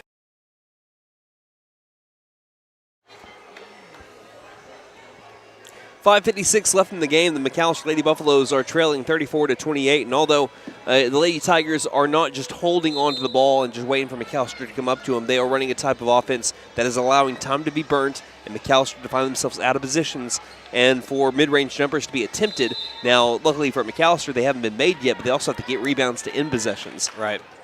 34-28, Lady Buffaloes down by 6. Trying to go on a run here in the final 5 minutes and 48 seconds of the game. This is tied for the largest deficit of the game for the Lady Buffs. Right wing, Cole, guarded well, bounce passes top of the key. Ivy, just a feed to Les now. It's tipped around on the deck. Who's got it? If it's a jump ball, it's going to be Pryor basketball with the jump ball. I don't think really anyone had true possession of that. Nope, and Parker Cochran checking right back in for Taylor Williams. I think at that point they just got a little happy with the. I understand a lot of people do it. I would let that play on a little bit longer. Across the half-court line, passing far sideline. In four-corner offense again by the Lady Tigers. Osborne, top of the key, throws it, and Zoomer ends up hitting Journey Nunley hard, trying to get a steal there. Only the first foul of the fourth quarter on either team, as Zoomer picks up her second personal. Lady Buffalo's trying to find an answer for this four-corner offense. And Zoomer picks up quickly a third foul. She, again, is reaching, trying to create something to happen. Right now, I feel like that might be a frustration. The first one was just trying to get the steal. That second one, not straight-up frustration, but you're really trying to get a steal here because there's no answer for the four-corner offense of what the Lady Tigers are running. Right. Zoomer's got to be careful not to pick up her fourth. She does poke the ball loose. Now Mila Cole ends up hitting Journey Nunley, who is laying on her back, and Cole quickly goes to her and tries to help her up. Unintentionally just trying to get a steal. And it's good to see that Nunley is back up and ready to go. She does immediately get the inbound. McAlester with three quick fouls in the last 30 seconds of gameplay. In the corner, Taylor to Vance. 5 minutes left. Vance, top of the key. As Zoomer nearly has a steal, goes to the backcourt.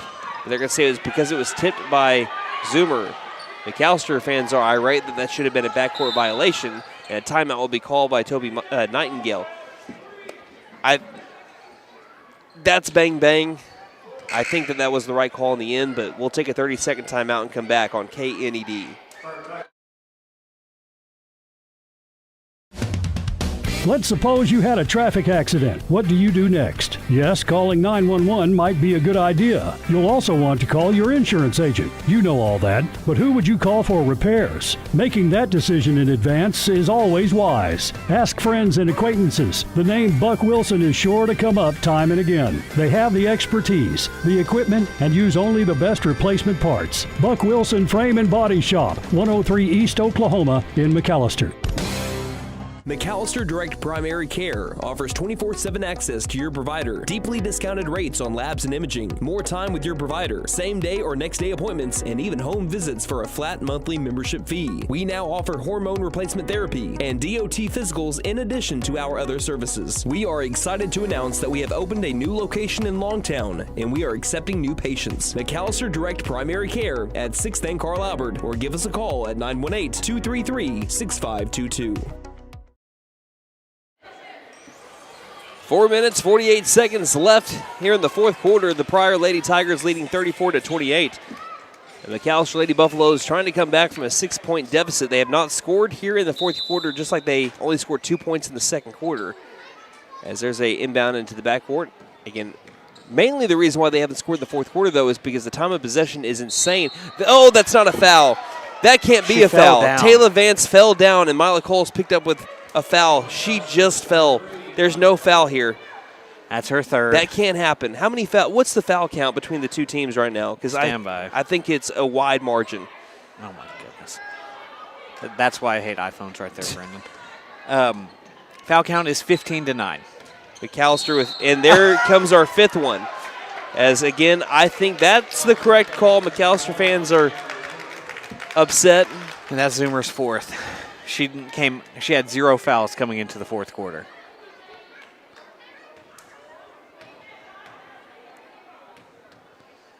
Here's the first free throw that is made. But now Zoomer, again, with no fouls coming into the fourth quarter, picks up 4 in the last minute of gameplay.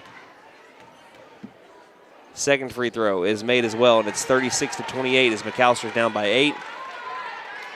Obviously, without saying, you need some points here in the fourth quarter. Brandon, right wing, less now. Thank you, Brandon. Cole lobbing it left wing. Into the corner to Zoomer. Zoomer bounce passing back to Ivy. Ivy lobbing to Cole. Cochran's open, low post. Cochran gets the ball, right block, 2 will go. Back to a 6-point game, 36-30, but this is where it's been tough for McAlester. It's 5 fouls to nothing here in the fourth quarter in a 36-30 game. Coach Bashir's calling for Zoomer to go guard Osborne. McAlester working man-to-man here in the four-corner offense. Cochran bumps into Nunnally. And now Taylor passes it back out into the far front court. Driving, stopping, nearly slipping, getting it back out. Vance finding Nunnally. Nunnally past Ivy. Floater from inside the paint. Perfect. Kudos to the Pryor Lady Tigers. They're executing this fourth quarter game plan to perfection. And we have a hurt Lady Tiger. Nunnally is down, kind of stretching her. Looks like it's a cramp right now. And coming in forward will be Kinsey Bennett. So this is an injury timeout. As a trainer will also go speak with Nunnally. Was she the one that made the last shot too? I'm not sure if she was the one who made the shot, but I do remember she had that hard collision with Michael Cole earlier. What a trooper. Again, she's been battling through injuries for this entire quarter, and that's a hard worker right there. Tough girl and Journey Nunnally. 38-30, 8-point game again. Zoomer passes into the circle, left side to Cochran. Cochran back to Ivy, swinging it right wing. Trigger 3 by Zoomer, won't go. Offensive, no. Cole can't grab it. Cole's still on it. We're going to be having a jump ball here. And it's McAlester ball. Again, I think that Cole didn't have too much of a hand on that. Just enough, though, to be able to warrant the tie ball call, and it'll be McAlester basketball along the baseline. And that'll be her 5th offensive rebound. Second chance here. Inside, Cole contested 2. Perfect. 38-32. Coach Bashir wants a timeout with 3:14 left in the game. Back to a 6-point game. We'll take it with her on KNED. New year means new resolutions and the perfect time to trade in and trade up at Benton Nissan of McAlester. Why settle for last year's ride when you can drive something with more tech, more comfort, and more style? Turn your trade-in into an upgrade you'll love, because your resolutions deserve the best ride. Fulfill your new year with a resolution you'll keep, a new Nissan from Benton Nissan of McAlester. And don't forget to tell them Maddie sent ya. Benton Nissan is your best deal dealer. Shop us online now at bentonnissan.com. Since 1952, W.E. Alford Propane has been your source for propane and petroleum products, both residential and commercial. W.E. Alford Propane serves eastern and southeastern Oklahoma, with locations in the Eufaula area, McAlester, Shakota, Wilburton, Hartshorn, and Muskogee, just to name a few. If you need propane or petroleum products, there's only one number to call, 918-423-3121. Call today. W.E. Alford Propane, serving the area for 70 years. 38-32 is our score. The Pryor Lady Tigers on top of the McAlester Lady Buffaloes. McAlester fighting as hard as they can, but Pryor, their offensive game plan coming into the fourth, that four-corner offense, you can't run it much better than they ran it. I think they've scored on every possession but one. McAlester wants to press because, again, if they get it across the half-court line, McAlester is in trouble. And they get it across, Kerr to the far corner. And here we go again. They'll set up the offense. It's been their bread and butter here in the fourth. McAllister's got to create a steal or something. And a timeout will be called by Coach Nightingale now. So both teams will have one timeout remaining. We'll go right back to break. 38-32 Pryor on top on KNED. Game day is more than just sports. It's about community. That's why the Bank NA is proud to support our hometown team. Just like our athletes, we're rooted right here, working hard for every win. When you bank local with the Bank NA, your money stays local, fueling small businesses, helping families buy homes, and building a stronger community. So whether it's on the court, the field, or in your financial future, we're in this together. The Bank NA. Strong, secure, and ready to loan. Member FDIC, Equal Housing Lender. Stipe Law Firm, your first call when the unthinkable strikes for over 80 years. We focus on wrongful death, personal injury, truck and oil field accidents, insurance bad faith, probate, end-of-life preparation, and Social Security disability claims. We are here to advocate for you in all of your legal needs. We are a full-service law firm with over a century of experience representing Oklahomans across the state, professionally and discreetly. We win our cases in courtrooms, not on social media. Call today, 918-423-0421, or go online to stipelaw.com.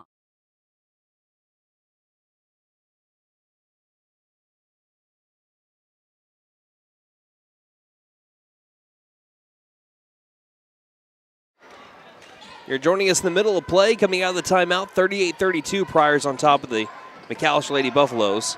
As Vance gets past Cole, stops inside the paint, getting it back outside. Again, four-corner offense has been the name of the Pryor Lady Tigers game here in the fourth quarter. No one's in foul trouble for the Lady Tigers. McAlester has three different players with three or more fouls currently on the floor. Pass down to Kerr. Kerr low post two is missed. A lot of contact, no call, but Cole's got the rebound. So a chance here for the Lady Buffaloes to bring it a little bit closer in the final 2.5 minutes. Ivy lobbing, intercepted. You can't pass that ball. Kerr's got the steal, trying to get down the court. She will score and one. That could be ball game. That can't happen. You can't make that pass. That was a pass from near the circle into traffic, and then the and one on the other side. It's a rough sequence. And now McAlester has 4 out of their 5 players on the floor right now with 3 or more fouls. The foul total is 17-9. Yep. Free throw by Kerr is made, and it's a 41-32 game. Sorry, Nate. No, it's fine. The foul was on Katie Ivy, her third. You worked that hard all quarter to be able to get a stop like that. You got to set up the offense there. That's a tough sequence. Cross court, another dangerous pass. We got to limit the distance. Other side, Nunnally for 2, missed the shot, offensive board, missed that shot, offensive board. Osborne scores, and McAlester is falling apart here in the last 45 seconds. 43-30, and another pass that's nearly intercepted. Ivy grabs it, gets it to Les now, right wing. Bounce pass into the corner, Zoomer for 3, caught it. She says, I'm not done yet. Paint it gold. 8-point game, 43-38, 43-35. Lady Buffalo's down by 8, but still a lot more work to do. But Zoomer's 3 makes something manageable possibly in the last 90 seconds if they can get some stops or stop the clock more than anything. But the only thing we cannot do is let Zoomer foul. And she almost picked up her 5th. She is your 3-point shot right now. She is your 3-point shot. When you're down by 8, no one can foul except for Zoomer. And here comes the foul by Ivy, but she can't foul anymore either. And now officially, McAlester has doubled up the Lady Tigers in fouls. McAlester has had 8 fouls this quarter. The Pryor Lady Tigers have had 9 fouls this game.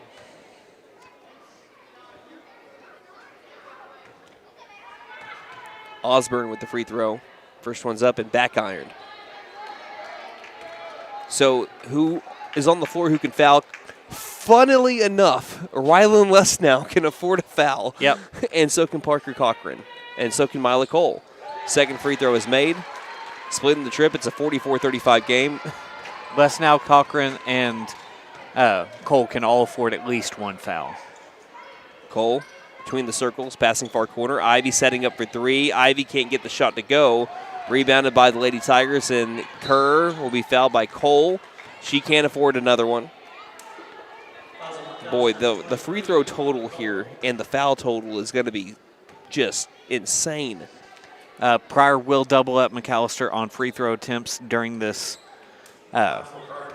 sequence, and they have more than doubled up, or McAllister's more than doubled up Pryor on fouls. Kerr misses the first free throw. One thing I've never seen before until this game is 5 fouls on one possession. Yep. That happened in this quarter. Mm-hmm. And McAllister, there's the second free throw. That one's missed as well. And there's a whistle, and our first foul on the Lady Tigers of the fourth quarter comes with 62 seconds left in it. I'm not sure what Pryor fans are complaining about. If that's Pryor fans, I don't know. McAllister's had 9 fouls in one quarter, and the Lady Tigers have had 9 all game until that last one. Block shot by Lesnow, goes out of bounds, last touch by the blocker, Kaylee Kerr. If those are Pryor, I think those are Pryor fans that were arguing about whatever call that was. We have the stats, sir. We can. Far corner. Lesnow looking inside to Cochran. Cochran can't handle it. Taken by Ivy. Free throw line jumper. Won't go either. Flying in. Lesnow tries to save the rebound. It hit off of Kaylee Kerr out of bounds. And the Lady Buffaloes have another chance here. But with down by 9, I think McAllister's chances are done for tonight. You want to get at least as close as you can due to points. It's a 3-way tie right now for fourth place. As here's an inbound to Cole, who is fouled on the way up. 2 free throws coming up for Mila Cole. And again, I'm going to go back and I'm going to make something perfectly clear. I'm not saying that the refs are doing whatever and saying that McAllister's had to foul. They've had to stop the clock.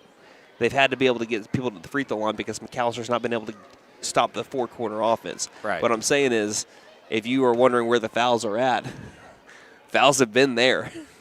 So that's not in response to the refs as the first free throw is missed. That's in response to anyone that thinks that Pryor has gotten it the wrong end of the stick when it comes to fouls tonight. It's just how it's rolled. Second free throw is made. It brings it back to an 8-point game, 44-36. Cole's got 8 today. Vance will look to inbound. Vance is able to find Taylor. Again, with a 3-way tie for fourth place, points is... Did they call that a foul? There's no way. They call a foul, and Katie Ivy Katie Ivy is fouled out.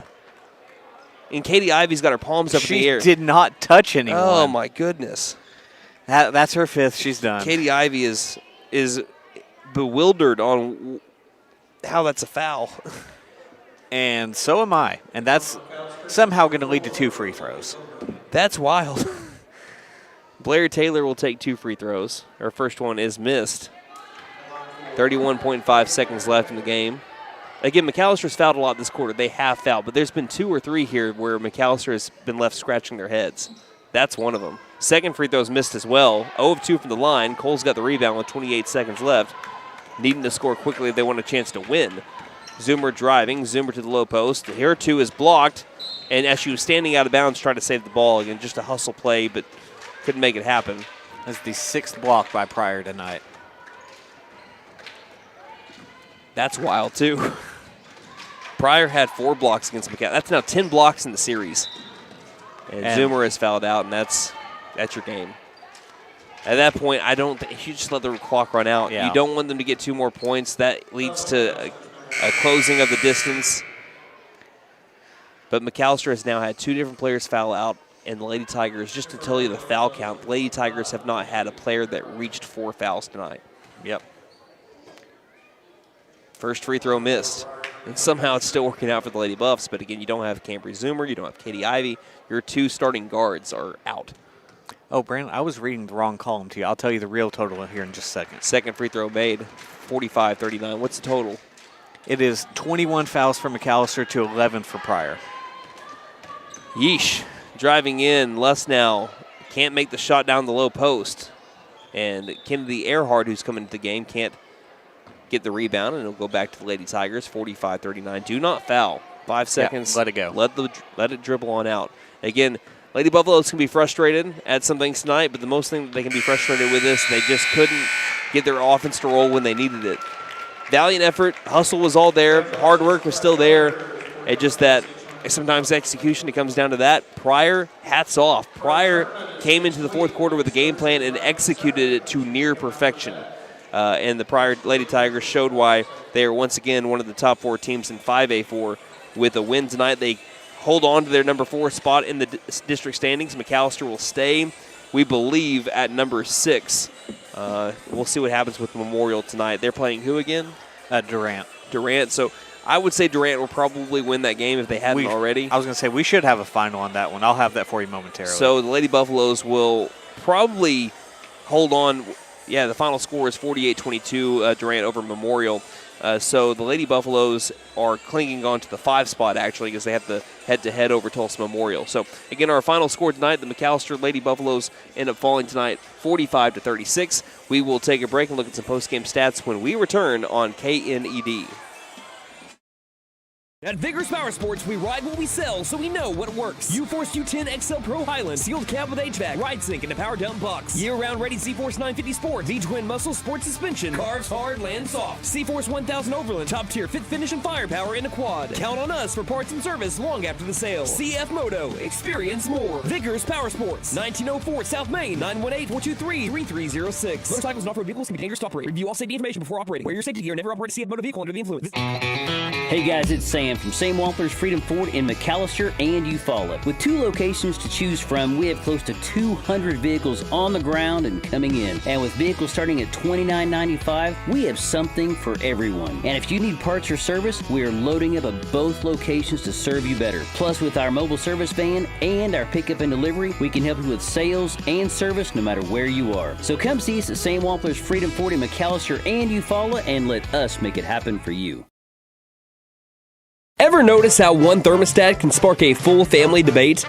Dad cranks it down, Mom turns it up, and the kids, well, they just want it perfect for video games. That's when your HVAC system says, I'm done. And that's when we step in to keep everyone comfortable and prevent the family from turning on each other. Because let's be honest, the dog shouldn't have to choose sides. Don't despair. Call Freeze and Flare Heat and Air. We're licensed, bonded, and insured. Mechanical license number 00144.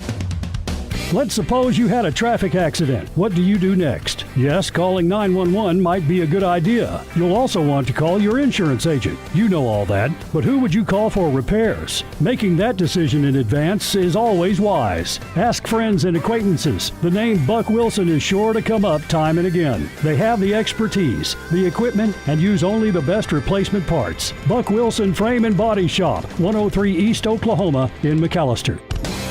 McAlester Direct Primary Care offers 24/7 access to your provider, deeply discounted rates on labs and imaging, more time with your provider, same day or next day appointments, and even home visits for a flat monthly membership fee. We now offer hormone replacement therapy and DOT physicals in addition to our other services. We are excited to announce that we have opened a new location in Longtown, and we are accepting new patients. McAlester Direct Primary Care at 6th and Carl Albert, or give us a call at 918-233-6522. New year means new resolutions and the perfect time to trade in and trade up at Benton Nissan of McAlester. Why settle for last year's ride when you can drive something with more tech, more comfort, and more style? Turn your trade-in into an upgrade you'll love because your resolutions deserve the best ride. Fulfill your new year with a resolution you'll keep, a new Nissan from Benton Nissan of McAlester. And don't forget to tell them Maddie sent ya. Benton Nissan is your best deal dealer. Shop us online now at bentonnissan.com.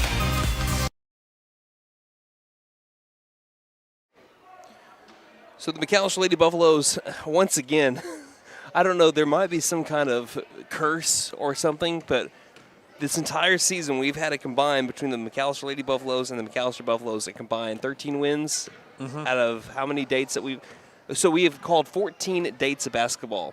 We've had 13 combined wins. None of them have occurred on the same day for the Lady Buffs and the Buffaloes. Yep. So each one of the dates that we called basketball, McAlester, at least one of our McAlester teams, has won, with the exception of one game, one day. The last day of the Sequoia Tahlequah Invitational, neither McAlester boys or girls won. Every other date that McAlester has played, one team has won, but never both of them. That's crazy. So if one team wins, the other team's probably going to lose and vice versa. That's just how the cookie has crumbled so far this year. But the McAlester Lady Buffaloes fall tonight 45-36. Let's look at your postgame stats brought to you by McAlester Auto Collision. They are who you want after the event. They'll make your vehicle look great again. Call 918-715-3173, Nate. All right, Cambry Zoomer was your leading scorer tonight. She had 16 points on 4 of 10 shooting from 3. She had 2 defensive rebounds along with 2 steals. Mila Cole had 8 points tonight. She did put up a double-double, nearly a double-double. 6 offensive rebounds, 4 defensive, and a steal. Rylan Lesno had 4 points tonight along with 5 rebounds, along with a steal. Parker Cochran also 4 points tonight. Katie Ivey had 2 points along with 2 defensive rebounds, 2 steals. Taylor Williams had 2 points, along with an offensive rebound and a steal. And that will do it for individual scoring, and we'll move on to team stats now. Some of these are crazy. Yeah. McAlester, 12 of 37 from the field, good for 32%. Pryor, not a whole lot better, 16 of 41, good for 39%. McAlester, 4 of 13 from 3, good for 31%. That might be their best three-point percentage of the season. I think you're right. Pryor, just 1 of 5. Good for 20%. If you would have told me that would have happened coming into this game, I would have called you crazy. And saying we still lost, yeah. Yeah. McAlester, 8 of 10 from the free throw line, good for 80%. Pryor, 21 free throw attempts tonight, 12 of 21, good for 57%. They made more free throws than McAlester attempted. Yep. And McAlester attempted double-digit free throws. Brandon, they made as many free throws as McAlester made shots from the field. Wow. Rebounding was very close tonight. Pryor had 21 total. McAlester had 20. Pryor did have 12 offensive rebounds, though. Don't normally include this one in here, but just going to throw it in there for no particular reason. McAlester had 21 fouls tonight compared to Pryor's 11. Now, again, I want to break things down. McAlester did have to foul a little bit more in the fourth quarter. To the extent of what was actually called was kind of crazy. Again, there was 3 or 4 that happened in the fourth quarter. McAlester had, I think, a combined 10 fouls. They fouled 10 times in the fourth quarter. Yep. And I think 4 of those probably were iffy, is what we're going to call it. Yes. McAlester forced 13 Pryor turnovers tonight. Pryor forced 20 McAlester turnovers, and Pryor 6 blocks in this game. Well, it was, a 9-point game, and it came down to really shooting from the field. Again, Pryor won that percentage by 7%. It came down kind of to free throws, too. But, again, Pryor left the door open. They took 21 free throw attempts. They only made 12 of those. So, for the second consecutive game, Pryor not converting at the free throw line. So, if McAlester fans want to blame officials on this game, I mean, you can be frustrated. We've been frustrated at times. We tried to hold our bias back a little bit as McAlester alums, and we do. It's being a referee, I think, is a hard job, and I'm not going to go here and scrutinize anybody for doing that. But if you're having your frustration at the officials tonight, Pryor did not do at the line what they should have done to put McAlester away. Yep. The game tonight came down to McAlester did not play their game that they played against Tulsa Memorial, and that's also kudos to Pryor. Pryor had a defensive game plan. But what I was really impressed with Pryor is their ability to hold on to the ball in the fourth quarter. Now, some people might say, well, it's easy, hold on to the ball. Mm-hmm. If you're having pressure that's applied to you, how many times have we seen a McAlester team or any team in high school try to take care of a ball when another team is actively doing their darndest, not caring if they foul or not, at some points in the fourth quarter, trying to take it away? Sometimes that pressure makes you break, and Pryor did not break. That was one of the best executed fourth quarters of trying to play keep away, but not to the same extent. trying to actually score while playing this four-corner offense. It's the best execution of the four-corner offense I've ever seen at the high school level. Very, very good there from the Pryor Lady Tigers. I have nothing but kudos there for Coach Nightingale and their offense. McAlester couldn't break it, and it's what came down to the final score tonight. That's what it really came down to, and that's why that it's not really the free throws that led to McAllister's loss. It's the 39% from the field to the 32%. Yep, that's the final score. That's what led to the 9-point loss. But do you have any final thoughts on the girls' game? And we'll do a real quick final thoughts to the boys. No, that's all I got for the girls' game. Yeah, I think that you can bounce back. You got Tahlequah next Tuesday, and Tahlequah is a team where, hey, you beat them for the first time in a long time last year. Yep. Tahlequah, not the same Tahlequah team that you saw from a couple of years ago. They're beatable. McAlester has a chance to do that back at home on Tuesday before they go on another road stretch. So right now, Tahlequah actually sitting below McAlester in the standings right now at 1-5. So that's going to be a big game to make sure that McAlester maintains their positioning and doesn't drop in the standings. Right. So make sure that we get to the MAC early. Cheer on the JV teams, and also because we've had some really good JV games as well.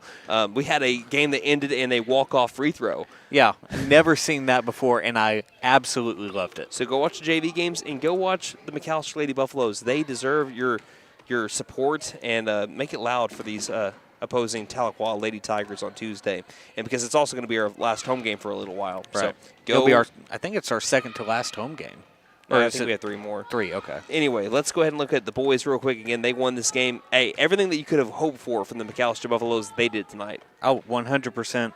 They did exactly what they needed to do. They came in, won this game by 22, and we kind of touched on it. They took 71 shots in that game. That's wild, too. I mean, and compared to Pryor, they had 59 shots in this game. So just a lot of shots taken. Yeah, and today, and it was very well executed by McAlester today. Yeah, we wanted to see them kind of put a team away, truly put a team away, and it didn't matter who came into the game, whether it was guys that didn't get a lot of varsity minutes or maybe no varsity minutes at all. Yeah. The standard was the same, and the Buffaloes executed like they should have, and for the first time this season, this 9-5 team and a top 3 team in 5A4 with a stacked top half of 5A4 put a team away by more than 20 points. You were wanting to see that. They did it tonight, and they have a chance to do it again next Tuesday.